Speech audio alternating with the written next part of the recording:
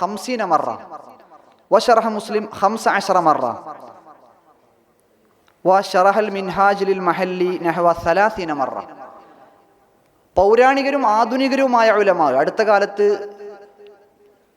സൗദിയിൽ ജീവിച്ച് കടന്നുപോയ സൗദിയിലെ അൽ ഹസ എന്ന് പറയുന്ന പ്രദേശത്തെ മദ്ഹബിൻ്റെ ഷാഫിഈ, ഹനഫി, മാലിക്കി, ഹംബലി 4 മദ്ഹബുകളും വളരെ സജീവമായി ഇന്നും നിലനിൽക്കുന്ന സലഫികൾക്ക് മേൽക്കോയ്മയുള്ള സൗദിയിലെ സ്ഥലമാണ്, നാടാണ് അൽ ഹസ. ഈ അൽ ഹസയുടെ മുജദ്ദിദായി അറിയപ്പെട്ട, ഇന്നും അവിടെയുള്ള ഷാഫിഈ ഉലമായിൻ്റെ ഒക്കെ ഷെയ്ഖായിരുന്ന, അടുത്ത കാലത്ത് വഫാത്തായി പോയ ഷെയ്ഖ് അഹ്മദ് ദൗഗാൻ, അടുത്ത കാലത്ത് അവരും അവരുടെ ദർസിൽ പഠനത്തിന് വേണ്ടി, മദ്രസയിൽ പഠനത്തിന് വേണ്ടി പ്രസ്ക്രൈബ് ചെയ്ത സിലബസിൽ ഈ ഗ്രന്ഥങ്ങളാണ് നമുക്ക് കാണാൻ കഴിയുക. ഇങ്ങനെയാണ് ലോകത്തിൻ്റെ എല്ലാ ഭാഗത്തും ഈ കാലത്തും ഈ ഒരു മെത്തേഡ് തന്നെയാണ് ഉപയോഗിക്കുന്നത്. അപ്പോൾ ഇതൊരു മുജറബായ യാഥാർത്ഥ്യമാണ്. ഒരു വലിയ വിഭാഗം പണ്ഡിതന്മാർ ഒബ്സർവ് ചെയ്ത് പരിശോധിച്ച് എററുകൾ കൃത്യമായി രേഖപ്പെടുത്തിയ ഒരു ട്രഡീഷൻ നമ്മുടെ മുന്നിലുണ്ടാകുമ്പോൾ അതിലൂടെ കടന്നു പോകാൻ നമുക്ക് കുറച്ചും കൂടെ എളുപ്പമുണ്ടാകുമെന്നതാണ്. രണ്ടാമത്തെ ഒരു ക്വാളിറ്റി, ഈ കിതാബുകൾ പഠിക്കുന്നതിലൂടെ ഒരു വിദ്യാർത്ഥിയെ സംബന്ധിച്ചിടത്തോളം വളരെ ദഖീഖായ ഒരു മൻഹജ് അവനക്ക് ലഭിക്കുമെന്നതാണ്. കാരണം ഓരോ കിതാബും, ഇപ്പോൾ മിൻഹാജ് എന്ന് പറയുന്ന ഒരു മത്തിനിന് വിവിധ ഷറഹുകൾ വരുമ്പോൾ ഓരോ ഷറഹുകളും ഓരോ ആംഗിളിലൂടെയായിരിക്കും അതിനെ വ്യാഖ്യാനിക്കുക. ആ ഷാരിഹിൻ്റെ നാട്, അദ്ദേഹം എക്സ്പീരിയൻസ് ചെയ്ത ഒരുപാട് യാഥാർത്ഥ്യങ്ങൾ, ഈ യാഥാർത്ഥ്യങ്ങൾ ഒക്കെ വെച്ചുകൊണ്ട് അതിൻ്റെയൊക്കെ പശ്ചാത്തലത്തിലായിരിക്കും ഇമാം നവവി റഹ്മത്തുള്ളാഹി അലൈഹിയുടെ ഇബാറത്തുകൾക്ക് അദ്ദേഹം പരിഹാരം കണ്ടെത്തുക. നമ്മൾ സാധാരണ നമുക്ക് പരിചയമുള്ള മിൻഹാജിൻ്റെ 3 ഷറഹുകളെ കുറിച്ച് നാം പലപ്പോഴും കേട്ട ഒരു സ്റ്റേറ്റ്മെൻ്റാണ് ഷെയ്ഖ് അഹ്മദ് ബിൻ ഹസൻ അത്താസ് റഹ്മഹുള്ളയുടെ മൻ അറാദ അൻ യതഅല്ലമ ഫഅലൈഹി ബിൽ മുഗ്നി വമൻ അറാദ അൻ യുഅല്ലിമ ഫഅലൈഹി ബിത്തുഹ്ഫ വമൻ അറാദ അൻ യുഹഖിഖ ഫഅലൈഹി ബിൽ മഹല്ലി.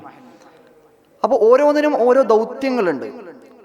അത്രക്ക് സൂക്ഷ്മമായ ഒരു പ്രത്യേക മെത്തേഡിലാണ് ഓരോ ഗ്രന്ഥങ്ങളും രചിക്കപ്പെടുന്നത്. മൂന്നാമത് ഇത്തരം ഗ്രന്ഥങ്ങളെ കൊണ്ടുള്ളൊരു ഉപകാരം, ഹാദിഹിൽ മൻഹജിയ ലാ തതബദ്ദൽ യസ്തതിഉ ത്വാലിബ് മിൻ ഖിലാലിഹ അൽ ഖൗൽ ഇലൽ മുസ്തജദ്ദാത്ത്. ഈ തുറാസിയായ ഗ്രന്ഥങ്ങളിൽ നിന്ന് നാം നേടുന്ന ആ ഒരു മൻഹജിയ, ആ ഒരു മെത്തേഡ് വെച്ചുകൊണ്ട് നമുക്കൊരുപാട് പുതിയ പ്രശ്നങ്ങൾക്ക് മറുപടി കണ്ടെത്താൻ കഴിയുമെന്നതാണ്. ഇന്നലെ അവിടെ നടന്ന ചർച്ചകളൊക്കെ നാം തീർപ്പ് കൽപ്പിച്ചത്, അല്ലെങ്കിൽ അതിലെ ഡിസ്കഷൻസ് ഇവിടെ നടന്നത് തുറാസിയായ കിതാബിൻ്റെ ഉദ്ധരണികൾ ഉദ്ധരിച്ചുകൊണ്ടാണ്. ഒരുപാട് ഖലായ ഫിഖ്ഹിയ മുഅസറ, മുസ്തജന, ഫിഖ്ഹുൻ നവാസിറിലൊക്കെ വന്ന ഒരുപാട് പുതിയ ഗ്രന്ഥങ്ങൾ നമുക്ക് കാണാം. അവരിലൊക്കെ ഈ മദ്ഹബി പക്ഷത്തെ അംഗീകരിച്ചുകൊണ്ട് പോകുന്ന ആളുകൾ ചെയ്യുന്നത് തുറാസിയായ ഉലമായിൻ്റെ ഇബാറത്തുകളിൽ നിന്ന് അവർക്ക് ലഭിച്ച ഒരു മൻഹജിയത്ത്, ഒരുപക്ഷെ ഇന്നത്തെ എക്സാക്റ്റ് പ്രശ്നം അവരുടെ കിതാബിൽ ഒരു പക്ഷേ വന്നിട്ടില്ലായിരിക്കാം. പക്ഷേ അവരുടെ ബഹ്സിൽ നിന്ന് രൂപപ്പെട്ട് നമുക്ക് മനസ്സിലായ ആ ഒരു മെത്തഡോളജി വെച്ചുകൊണ്ട് ഏതു പ്രശ്നങ്ങളെയും നമുക്ക് പരിഹരിക്കാൻ കഴിയുമെന്നത് ഒരു യാഥാർത്ഥ്യമാണ്. അതുകൊണ്ടാണ് മജ്മൂഇൻ്റെ മുഖദ്ദിമയിൽ ഇമാം നവവി റഹിമഹുല്ല ഇത് യബുഉദു കമാ ഖാല ഇമാമുൽ ഹറമൈനി റഹിമഹുല്ല അൻ തഖഅ മസ്അലത്തുൻ ലം യുനസ്സ അലൈഹാ ഫിൽ മദ്ഹബ് വലാ ഫി മഅനൽ മൻസൂസി വലാ മുൻദരിജ തഹ്ത ളാബിത്. വ്യംഗ്യമായിട്ടോ അല്ലെങ്കിൽ വ്യക്തമായോ മദ്ഹബിൻ്റെ വിശദീകരണങ്ങളിൽ വരാത്ത ഒരു മസ്അലയുമില്ല എന്ന് ഇമാം നവവി റഹിമഹുല്ല ഉദ്ധരിച്ചത് ഈ ഒരു യാഥാർത്ഥ്യത്തിലേക്ക് സൂചിപ്പിക്കാൻ വേണ്ടിയിട്ടാണ്. നാലാമതൊരു ക്വാളിറ്റി, ഈ ഒരു മെത്തേഡിലൂടെ കടന്നു വരുന്നൊരു വിദ്യാർത്ഥിയെ സംബന്ധിച്ചിടത്തോളം അവൻ്റെ ബുദ്ധി വികസിക്കാനും, പലപ്പോഴും ഈ തുറാസിയായ ഗ്രന്ഥങ്ങൾക്കെതിരെയുള്ള ഒരു ആരോപണം, ഷെയ്ഖ് കർലാവിയൊക്കെ അദ്ദേഹത്തിൻ്റെ ആത്മകഥയിൽ ആ ആരോപണം ഉന്നയിക്കുന്നുണ്ട്. അസ്ഹറിലെ പഠനകാലത്ത് അസ്ഹറിലെ സിലബസിലുണ്ടായിരുന്ന ചില തുറാസിയായ ഗ്രന്ഥങ്ങൾക്കെതിരെ, അത് ഫിഖ്ഹും ശറഹുൽ അഖായിദൊക്കെ ഉൾപ്പെടുന്നുണ്ട്, അതിൻ്റെയൊക്കെ ഒരു രീതി തഅഖീദാണ്, അതിൽ അൽഫാദുകൾ കുറച്ച് ബുദ്ധിമുട്ടുള്ളതാണ് എന്ന രൂപത്തിലൊക്കെ പല വിമർശനങ്ങളും വരാറുണ്ട്. പക്ഷെ ഒരു വിദ്യാർത്ഥി, ഒരു മത്തിന് പഠിക്കുന്ന വിദ്യാർത്ഥി അതിൻ്റെ ഷറഹ് നോക്കുന്നു, പിന്നീട് ഹാഷിയകൾ നോക്കുന്നു, വീണ്ടും താലീഖാത്തുകൾ നോക്കുന്നു, പിന്നെ വീണ്ടും അതിനെ മിൻഹുവാത്ത് അല്ലെങ്കിൽ മൻഹുവാത്ത് എന്നൊക്കെ പറയുന്ന ഒരു ടൈപ്പ് ഓഫ് രചന ഉണ്ട്. അഥവാ അത് ഉസ്താദ് ക്ലാസ് എടുക്കുന്ന സമയത്ത് ഒരുപക്ഷെ ഷറഹിലും ഹാഷിയയിലും ഒന്നുമില്ലാത്ത കുറേ കാര്യങ്ങൾ മിൻഹു എന്ന് പറഞ്ഞാൽ ഉസ്താദിൽ നിന്ന് ഉള്ള കുറേ കാര്യങ്ങളായിട്ട് ഇങ്ങനെ പറയും. അപ്പോൾ അത് മിൻഹുവാത്ത് എന്നുള്ള പേരിൽ അങ്ങനെ ഒരു രചനാരീതിയും നിലനിൽക്കുന്നുണ്ട്. അപ്പോൾ ഇതൊക്കെ വായിച്ച് ഈ അഭിപ്രായ ഭിന്നതകളുടെ ഈ ഒരു വലിയ ലോകത്തെക്കുറിച്ച് അറിവ് നേടിക്കൊണ്ട്, ഇപ്പോൾ ചെറിയൊരു മസല ആയിരിക്കും, പക്ഷെ അതിനു വേണ്ടിയിട്ടുള്ള വിശാലമായ ശറഹ് ഒരു കുട്ടി വായിക്കുമ്പോൾ അവൻ്റെ കാഴ്ചപ്പാടുകൾ വികസിക്കുകയാണ്. ഇപ്പോൾ നെഹ്വുൽ വാദി പഠനത്തിൽ നിന്ന് നാം അൽഫിയിലേക്ക് എത്തുമ്പോൾ ഉണ്ടാകുന്ന ഒരു ഓപ്പണിംഗ് ഉണ്ട്. അപ്പോൾ ഇങ്ങനെയുള്ളൊരു ഓപ്പണിംഗ് ലഭിക്കാൻ തീർച്ചയായിട്ടും ഈ ഒരു മൻഹജാണ്, ഈ ഒരു മെത്തേഡാണ് നമ്മെ സഹായിക്കുക. അതല്ലെങ്കിൽ നാം മറ്റു വിഷയങ്ങളൊക്കെ പഠിക്കുന്നത് പോലെ ആ വിഷയത്തിൽ മാത്രമുള്ള ഒരു കാഴ്ചപ്പാട് മാത്രമായിട്ട് ചുരുങ്ങും. അഞ്ചാമത് ഇതിൻ്റെ ഒരു ക്വാളിറ്റി ആയിട്ട് പറയാനുള്ളത്, ഫിഖ്ഹ് എന്ന് പറയുന്നത് ലൈസ ഫന്നൻ ഹറഫിയൻ മഹൽ വല അഖ്ലിയൻ മഹൽ ഫയസ്തഖ്ദിമുൽ ഫഖീഹു അഖ്ലഹു മഅൽ ലഫ്. ഫിഖ്ഹ് എന്ന് പറയുന്നത് നമ്മളൊരിക്കലും ഫിഖ്ഹിൻ്റെ മസ്അലകൾ ബഹ്സ് ചെയ്യുമ്പോൾ ഹർഫി ആവാൻ പാടില്ല, ടെക്സ്റ്റലിസ്റ്റ് ആവാൻ പാടില്ല. മറിച്ച് ഫിഖ്ഹ് എന്ന് പറയുന്നത് നമ്മുടെ ഈ സ്രോതസ്സുകളിൽ നിന്ന് സമൂഹത്തിൻ്റെ പ്രശ്നങ്ങളെ അതിനോട് കമ്പയർ ചെയ്ത് നമ്മുടെ ലഫ്ളും അഖലും ഒന്നിച്ച് എൻഗേജ് ചെയ്യുന്ന ഒരു വിജ്ഞാന ശാഖയാണ് ഫിഖ്ഹ്. ഗസാലി ഇമാം അവിടുത്തെ ഹിജ്റ 505 അവരുടെ വഫാത്തിൻ്റെ 1 വർഷം മുമ്പ് രചിച്ച കിതാബാണ് മുസ്തസ്ഫ. ഈ മുസ്തസ്ഫയിൽ ഫിഖ്ഹിൻ്റെ പ്രധാനപ്പെട്ട ഒരു പ്രത്യേകതയായിട്ട് ഗസാലി ഇമാം സൂചിപ്പിക്കുന്നുണ്ട്, ഫുമ്മൽ ഉലൂമു സലാസ അഖ്ലിയുൻ മഹ്ള്. ചിലത് അഖ്ലിയു മാത്രമാണ്, കൽ ഹിസാബി വൽ ഹന്ദസതി വൻ നുജൂം. ചില വിജ്ഞാന ശാഖകൾ നഖ്ലിയുൻ മഹ്ള്, നഖ്ലിയാണ്, കൽ അഹാദീസ് വ തഫാസീർ. എന്നിട്ട് പറയുന്നുണ്ട് വൽ ഖത്ബു ഫി അംസാലിഹ യസീർ ഇത് യസ്തവി ഫിൽ ഇസ്തിഖ്ലാലി ബിഹ അസ്സഗീർ വൽ കബീർ ലിഅന്ന ഖുവ്വത്തുൽ ഹിഫ്ളി കാഫിയത്തുൻ ഫിൻ നഖൽ ഫലൈസ ഫീഹി മജാൽ ലിൽ അഖൽ. എന്നിട്ട് ഗസാലി ഇമാം പറയാണ് ഫഅശ്റഫുൽ ഉലൂമി. ഗസാലി ഇമാം ഇഹ്യയും എഴുതി കഴിഞ്ഞതിന് ശേഷമാണ് ഇതൊക്കെ പറയുന്നത്. ഒരുപക്ഷെ ഇഹ്യയുടെ ആദ്യത്തിലൊക്കെ ഫുഖഹാഇനെതിരെ പല ആരോപണങ്ങളും ഗസാലി ഇമാം പറയുന്നുണ്ട്. ഇഹ്യ എഴുതി കഴിഞ്ഞ് മുസ്തസ്ഫയിലേക്ക് വരുമ്പോൾ മുസ്തസ്ഫയുടെ മുഖദ്ദിമയിൽ ഗസാലി ഇമാം സൂചിപ്പിക്കുന്നു ഫഅശ്റഫുൽ ഉലൂമി മസ്ദവജ ഫീഹിൽ അഖ്ലു വസ്സമഉ വസ്തഹബ ഫീഹി റഅയു വശറഉ വഇൽമുൽ ഫിഖ്ഹി വഉസൂലിഹി മിൻ ഹാദൽ ഖബീൽ ഫഇന്നഹു യുഖദു മിൻ സഫ്വി ശർഇ വൽ അഖ്ലി സവാഅ സബീൽ ഫലാ ഹുവ തസറുഫുൻ ബിമഹ്ലിൽ ഉഖൂൽ ബിഹൈസു ലാ യതലഖാഹു ശർഉ ബിൽ ഖബൂൽ വലാ ഹുവ മബ്നിയുൻ അലാ മഹ്ലിൽ തഖ്ലീദ് അല്ലദീ ലാ യശ്ഹദു ലഹുൽ അഖ്ലു ബിത്തഈദ് വത്തസ്ദീദ്.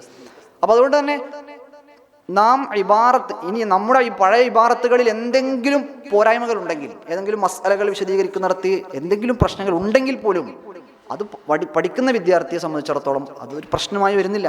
കാരണം നാം ലഫ്ളുകളെ മാത്രം നോക്കി ഫിഖ്ഹ് പഠിക്കുന്ന ഒരു രീതിയല്ല നമ്മുടെ രീതി, മറിച്ച് അഖ്ലു കൂടെ സംയോജിപ്പിച്ചുകൊണ്ടാണ് നാം ഫിഖ്ഹ് പഠിക്കുന്നത്. അപ്പോൾ അതുകൊണ്ട് തന്നെ ആധുനിക ഗ്രന്ഥങ്ങൾ തീർച്ചയായിട്ടും നമുക്ക് വായിക്കാവുന്നതാണ്. പക്ഷേ ബിനാഇന് വേണ്ടി, മലക്ക രൂപപ്പെടുത്താൻ വേണ്ടി നാം തുറാസിയായ ഗ്രന്ഥങ്ങൾ പഠിക്കുകയും ഒരു പ്രത്യേക മർഹലയിലെത്തുമ്പോൾ അതിനെ വികസിപ്പിക്കാനും അതിൻ്റെ ഒരു മുക്കമ്മിൽ ആയിക്കൊണ്ട് നമുക്ക് പുതിയ ഗ്രന്ഥങ്ങളെ വായിക്കാവുന്നതാണ്. എന്നാൽ പൊതുവെ ആധുനിക കാലത്ത് വന്ന ഒരുപാട് ഗ്രന്ഥങ്ങൾക്കുള്ള ചില പരിമിതികൾ, ലിമിറ്റേഷൻസ്, എല്ലാ ഗ്രന്ഥങ്ങളും അങ്ങനെയാണ് എന്ന് പറയുന്നില്ല. എന്നാൽ പോലും പൊതുവെ ആധുനിക ഗ്രന്ഥങ്ങളുടെ ഒരു പ്രശ്നം ഒന്ന് അദമുൽ ഇൻളിബാത്താണ്, അൽ മൻഹജുൽ അശ്വായി എന്നൊക്കെ നമുക്ക് അതിനെക്കുറിച്ച് പറയാം. ഒരു മുൻലബിത്തായ, കാരണം നാം ഈ ഒരു മൻഹജിനെ തുറാസിയായ ഗ്രന്ഥങ്ങളുടെ മൻഹജിനോട് കമ്പയർ ചെയ്യുമ്പോൾ ആ കൃത്യമായ സൂക്ഷ്മമായ ആ ഒരു എന്താ പറയുക, ഒരു മൻഹജ് അല്ലെങ്കിൽ ഒരു കൃത്യത നമുക്ക് കാണാൻ പറ്റുന്നില്ല. അതുകൊണ്ടാണ് ഫിഖ്ഹുമായി ബന്ധപ്പെട്ട് പ്രത്യേകിച്ച് മസ്ലഹ പോലത്തെ മഖാസിദ് പോലത്തെ വിഷയങ്ങളിലൊക്കെ വന്ന ഒരുപാട് ഗ്രന്ഥങ്ങൾ. അടുത്ത കാലത്ത് പുറത്തിറങ്ങിയ നല്ലൊരു ഗ്രന്ഥമാണ് മുസ്തഫ ബഷീർ അത്തൊറാബുലിസി അദ്ദേഹം എഴുതിയ അൽ കിതാബാത്തുൽ മുആസിറ അനിൽ മഖാസിദ് ഇലാ ഐൻ എന്ന പുസ്തകം. ആ പുസ്തകത്തിൽ അദ്ദേഹം അല്ലാൽ അൽ ഫാസി അതുപോലെ ബിൻ ബയ്യ തുടങ്ങിയ ആളുകളൊക്കെ മഖാസിദിൽ എഴുതിയ പുസ്തകങ്ങളുടെ പ്രശ്നങ്ങൾ കൃത്യമായിട്ട് അദ്ദേഹം അപഗ്രഥിക്കുന്നുണ്ട്. അപ്പോൾ ഈ മസ്ലഹ മഖാസിദ് തുടങ്ങിയ വിഷയങ്ങളിലൊക്കെ വളരെ തസാഹുലായിക്കൊണ്ടുള്ള കൃത്യമായൊരു ലബത്തില്ലാത്ത, ഇപ്പോൾ ഷെയ്ഖ് സയ്യിദ് റമദാൻ ബൂത്തിയുടെ PhD തിസീസ് പോലും ഈ രൂപത്തിലാവാനുള്ള കാരണം അദ്ദേഹത്തിൻ്റെ PhD അവിടെ നടക്കുന്നതിൻ്റെ മുൻപ് ഈജിപ്തിൽ തന്നെ കഴിഞ്ഞ ഒരു പഠനം, തഅലീലുൽ അഹ്കാം എന്ന വിഷയത്തിൽ പഠനം നടത്തിയ ഒരു പണ്ഡിതനുണ്ട്, പേര് ഞാൻ മറന്നുപോയി. അദ്ദേഹത്തിൻ്റെ ആ തിസീസുമായി ബന്ധപ്പെട്ട് അതിൽ തസാഹുൽ വർദ്ധിച്ചതുകൊണ്ട് കൂടെയാണ് അസ്ഹറിൽ നിന്ന് തന്നെ ഈ ഒരു വിഷയത്തിൽ ഒരു ലബത്തുള്ള ഒരു തിസീസ് പുറത്തിറക്കണം എന്നുള്ള ചിന്തയിലാണ് അദ്ദേഹം ആ ഒരു തിസീസ് ചെയ്യുന്നത് എന്ന് കാണാൻ കഴിയും. രണ്ടാമത്തെ ഒരു പ്രശ്നം തഖ്തിയത്തുൽ ഉലമാ ആണ്. അതോ പഴയ ഉലമാവിനെ വളരെ പെട്ടെന്ന് അത് ഖത്ത് ആണ്, അത് മുഅ്തമദല്ല, അങ്ങനെ വളരെ പെട്ടെന്ന് ഇത്തരം തീരുമാനങ്ങൾ എടുക്കാൻ ഈ ആധുനിക പല പണ്ഡിതരും ശ്രമിക്കാറുണ്ട്. എന്നാൽ അവിടെയും ഞാൻ നേരത്തെ പറഞ്ഞതുപോലെ സൂക്ഷ്മത പാലിച്ചുകൊണ്ട് കുറച്ചുകൂടെ എന്നും ഒരു ജുസ് ആണ് ഖുർആൻ ഓതുന്നതെങ്കിൽ അന്ന് 2 ജുസ് ഖുർആൻ ഓതി ഈ 2 ജുസിൻ്റെ ബറക്കത്ത് കൊണ്ട് ഈ മുസന്നിഫിൻ്റെ വാക്ക്, അദ്ദേഹത്തിൻ്റെ ഇബാറത്ത്, അള്ളാഹുവെ എനിക്ക് മനസ്സിലാക്കി തരണമേ എന്ന് ദുആ ചെയ്ത്, തവസ്സുൽ ചെയ്ത് ദുആ ചെയ്ത് അങ്ങനെയുള്ള ആധുനിക പണ്ഡിതന്മാരുണ്ട്. മൂന്നാമത്തെ ഒരു പ്രശ്നം, ഒരുപാട് ശാദായ അഭിപ്രായങ്ങൾ, മദ്ഹബിൽ പ്രബലമല്ലാത്ത പല അഭിപ്രായങ്ങളെയും പ്രബലമാവുന്ന രൂപത്തിൽ ഗ്രന്ഥങ്ങളിൽ കൊണ്ടുവന്ന് പ്രചരിപ്പിക്കുന്ന ഒരു രീതി പല പുതിയ ഗ്രന്ഥങ്ങളിലുണ്ട്. അതിനേറ്റവും കൂടുതൽ നമുക്കത് ബോധ്യപ്പെടുത്തുന്നത്, നമുക്കത് മനസ്സിലാക്കാൻ സഹായിക്കുന്ന പുസ്തകമാണ് ഷെയ്ഖ് ഹസൻ ഹീത്തു അവരുടെ അൽ മുത്തഫൈഹിഖൂൻ എന്ന പുസ്തകം. ഈ ഫിഖ്ഹിൻ ഫത്വയിലും മറ്റു ഗ്രന്ഥങ്ങളിലുമൊക്കെ ശാദായ ഫത്വകൾ ഉദ്ധരിക്കുന്ന ആളുകൾക്കെതിരെ അദ്ദേഹം എഴുതിയ പുസ്തകമാണ്. ആ പുസ്തകത്തിൽ ഒരിക്കൽ ഒരു സംഭവം പറയുന്നുണ്ട്. ഇമാമുൽ ഹറമൈനി റഹ്മത്തുള്ളാഹി അലൈഹി ഒരിക്കൽ ഗസാലി ഇമാമിനെ യാ ഫഖീഹ് എന്ന് വിളിച്ചു തരും. അപ്പോൾ ഗസാലി ഇമാമിന് വലിയ ആശങ്കയും, സാധാരണ അങ്ങനെ വിളിക്കാറില്ല, ആശങ്കയും സന്തോഷവും എല്ലാം ഒരു മിശ്ര അവസ്ഥ ഉണ്ടാവുകയും വിളിച്ച് ഇമാമുൽ ഹറമൈനി റഹ്മത്തുള്ളാഹി അലൈഹിയുടെ അടുത്ത് ചെന്നപ്പോൾ ഇമാമുൽ ഹറമൈനി ഒരു വാതിൽ തുറക്കാൻ പറഞ്ഞു. വാതിൽ തുറന്നു കഴിഞ്ഞപ്പോൾ റൂമിൽ കുറേ കിതാബുകളുണ്ട്. അപ്പോൾ ഇമാമുൽ ഹറമൈനി തങ്ങൾ അവരോട് പറയാണ്, ഈ ഗ്രന്ഥങ്ങളെല്ലാം മനഃപ്പാടമാക്കുന്നത് വരെ എനിക്ക് ഫഖീഹ് എന്ന് പറയുന്ന ഒരു പേര് ആരും തന്നിട്ടില്ല എന്ന് പറഞ്ഞ്, അത് ആദ്യം ഫഖീഹ് എന്ന് വിളിച്ചിട്ട് പിന്നെ അത് ചെറിയ പേരൊന്നുമല്ല, ഇതൊക്കെ മനഃപ്പാടമാക്കിയെന്നവർക്ക് കിട്ടുന്ന പേരാണ് ഫഖീഹ് എന്ന് ഗസാലി ഇമാമിന് മനസ്സിലാക്കി കൊടുത്തു. എന്നാൽ ഇന്ന് തീരെ സൂക്ഷ്മതയില്ലാത്ത അവസ്ഥയിലേക്ക് ഫിഖ്ഹ് പോയിട്ടുണ്ട് എന്ന് ഇന്ന് ജീവിച്ചിരിക്കുന്ന ഷെയ്ഖ് ഹസൻ ഹിത്തു, അവർ രോഗിയാണ്, അള്ളാഹു അവർക്ക് ശിഫ കൊടുക്കട്ടെ. അവരുടെ ജീവിതം, അവരുടെ സീറ ദാത്തിയയിൽ നമുക്ക് വളരെ ഇൻട്രസ്റ്റിംഗ് ആയ കുറേ കാര്യങ്ങളുണ്ട്. അദ്ദേഹം സിറിയൻ പണ്ഡിതനായിരുന്നു, അസ്ഹറിൽ പഠിക്കണമെന്ന് ആഗ്രഹം ഉണ്ടായിരുന്നു. പക്ഷേ ഫാമിലി, അദ്ദേഹത്തിൻ്റെ ഉപ്പ അതിന് സമ്മതിക്കാതിരിക്കുകയും ജർമ്മനിയിലെ ഒരു ജിയോളജി ഡിപ്പാർട്ട്മെൻറ്റിൽ, അവിടുത്തെ ഏതെങ്കിലും ഒരു യൂണിവേഴ്സിറ്റിയിൽ ജിയോളജി ഡിപ്പാർട്ട്മെൻറ്റിൽ പഠിക്കണമെന്ന് വാപ്പ വാശി പിടിക്കുകയും എന്നാൽ അതിന് അദ്ദേഹം സന്നദ്ധനാവാതിരിക്കുകയും ഒടുവിൽ അസ്ഹറിൽ പോകാൻ സമ്മതിക്കാത്തതുകൊണ്ട് കുല്ലിയത്തു ദിമഷ്ക്, ജാമിയത്തു ദിമഷ്കിൽ ജിയോളജി ഡിപ്പാർട്ട്മെൻറ്റിൽ തന്നെ അദ്ദേഹം അഡ്മിഷൻ എടുക്കുകയും പിന്നീട് വീട്ടിൽ മറ്റെന്തൊക്കെയോ കാരണങ്ങൾ പറഞ്ഞ് ആദ്യം ജോർദാനിൽ പോയി. അദ്ദേഹം പറയുന്നുണ്ട്, ഒരു ദിവസം ബാക്കിയുണ്ടെങ്കിൽ ല അമൂത്ത് ഫിൽ അസ്ഹർ എന്നൊക്കെ പറഞ്ഞ് വളരെ ത്യാഗത്തോടെ പഠിച്ച് നമ്മുടെ തുറാത്തിയായ ഗ്രന്ഥങ്ങളിൽ എൻഗേജ് ചെയ്തുകൊണ്ടിരിക്കുന്ന, ജീവിച്ചിരിക്കുന്ന ഒരു പണ്ഡിതനാണ് ഷെയ്ഖ് ഹസൻ ഹീത്തു. നാലാമത്തെ ഒരു പ്രശ്നം, നമ്മുടെ ഫിഖ്ഹിനെ പരിഷ്കരിക്കണം, അല്ലെങ്കിൽ ഫിഖ്ഹിൻ്റെ ഇപ്പോൾ രണ്ട് മാസം മുമ്പ് ഈജിപ്തിലെ അമേരിക്കൻ യൂണിവേഴ്സിറ്റിയിൽ നടന്ന തജ്ദീദുൽ ഫിഖ്ഹുമായി ബന്ധപ്പെട്ട ഒരു സമ്മർ സ്കൂളിൽ പങ്കെടുത്തപ്പോൾ അതിൽ ലെക്ചറിങ്ങിന് വേണ്ടി വന്ന മിക്ക ദക്തൂറമാരും പറഞ്ഞത്, നമ്മളിനി ഷറഹുകളും ഹാഷിയകളും എഴുതേണ്ട കാലമൊന്നുമല്ല, അതൊക്കെ കഴിഞ്ഞു പോയിട്ടുണ്ട്. ഈ ഷറഹ് ഹാഷിയകൾ ഇങ്ങനെയുള്ള ഈ തഅലീഖാത്ത് ഈ ഒരു ട്രെൻഡിനെ നിരുത്സാഹപ്പെടുത്തുകയും അതേസമയം നളരിയത്തുൽ ഖിയാസ്, നളരിയത്തുൽ വഖഫ് എന്നൊക്കെ പറഞ്ഞ് നമ്മൾ ഈ വെസ്റ്റിൻ്റെ ഭാഗത്ത് നിന്ന് സ്വീകരിച്ച അതിൻ്റെ ഒരു കാരണം, തീർച്ചയായിട്ടും നമ്മുടെ രചനാ രീതിയിൽ അപ്ഡേഷൻ നടക്കണം, അതിൽ യാതൊരു സംശയമല്ല. എന്നാൽ ഈ ലോകത്ത് പല ഭാഗങ്ങളിൽ നിലവിൽ, പ്രത്യേകിച്ച് കൊളോണിയലിസത്തിന് ശേഷം നമ്മെ വെസ്റ്റ് പല വിഷയത്തിൽ ഇംബിഹാർ, നമ്മുടെ ഇത്തരം ആളുകൾക്ക് ഒരു ഇംബിഹാർ ഉണ്ടായി. അതുകൊണ്ട് നമ്മളും അവരെ പോലെ ആവണം ചില വിഷയങ്ങളിലൊക്കെ എന്ന തോന്നലിൽ നിന്ന് വന്ന ഒരു അപകർഷതാബോധം, ആ അപകർഷതാബോധത്തിൻ്റെ ഭാഗമായിട്ട് ഫിഖ്ഹിനെ തജ്ദീദ് ചെയ്യണം.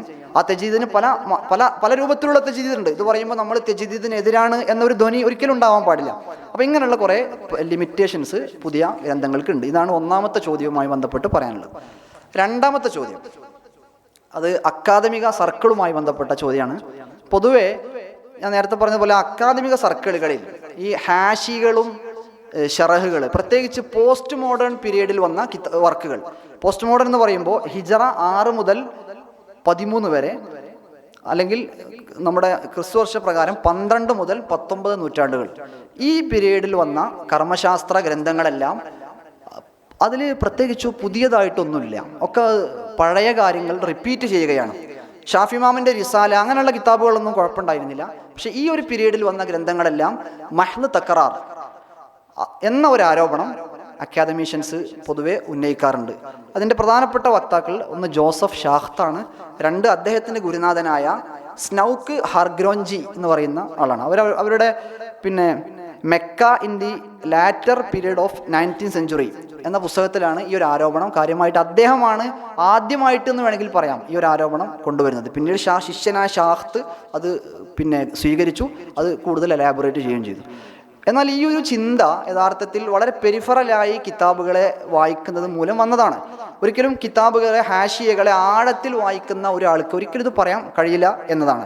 എന്നാൽ നമ്മൾ അതിന് മറുപടി പറയുന്നതിന് പകരം അടുത്ത കാലത്തുണ്ടായ വളരെ പോസിറ്റീവായ ഒരു ട്രെൻഡ് ഫിഖ്ഹിൽ മാത്രമല്ല മൊത്തത്തിൽ ഇസ്ലാമിൽ വന്ന, ഇസ്ലാമിക വിഷയങ്ങളിൽ വന്ന ഹാഷിയകളെക്കുറിച്ചും ഷറഹുകളെക്കുറിച്ചും ഒരു പോസിറ്റീവായ അവയർനെസ് അക്കാദമിയയിൽ ഉണ്ടായി എന്നുള്ളതാണ്.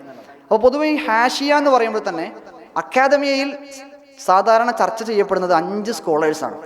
അതിലൊന്ന് അസദ് ക്യു അഹ്മദ് എന്ന് പറയുന്ന സ്കോളറാണ്. അദ്ദേഹത്തിൻ്റെ വിഷയം ഫിലോസഫിയുമായി ബന്ധപ്പെട്ട് വന്ന കുറേ ഹാഷിയകളുണ്ട്. ഇപ്പോൾ ഇബ്നു സീന, ഫാറാബി ഇവരുടെയൊക്കെ ഗ്രന്ഥങ്ങൾക്ക് വന്ന ഹാഷിയകൾ, ഈ ഹാഷിയകളുടെ റിച്ച്നെസ്, അതിൻ്റെ ഒരു കണ്ടംപററി റെലവൻസ്, ആ വിഷയത്തിൽ റിസർച്ച് ചെയ്യുന്ന ഒരു സ്കോളറാണ് അസദ് ക്യു അഹ്മദ്. രണ്ടാമത്തെ ഒരാൾ നമുക്ക് സുപരിചിതനായ ഫിഖ്ഹുമായി ബന്ധപ്പെട്ട് കൂടുതൽ എൻഗേജ് ചെയ്ത അഹ്മദ് ഷംസിയാണ്. അദ്ദേഹമാണ് the Hashiya in Islamic law, a sketch of the Shafi'i literature എന്ന മനോഹരമായ ഒരു ദീർഘമായ ആർട്ടിക്കിൾ എഴുതിയിട്ട് നമുക്ക് പരിചയമുള്ളതും പരിചയമില്ലാത്തതുമായ ഹാഷിയകളുടെ പിന്നെ എന്താ പറയുക അതിൻ്റെ പ്രൊഡക്ടിവിറ്റിയെ അടയാളപ്പെടുത്താൻ ശ്രമിച്ച ഒരു സ്കോളറാണ്. ഫിഖ്ഹുമായി ബന്ധപ്പെട്ട് ഒരുപാട് റീഡിങ് നടത്തിയ ഒരാളാണ്.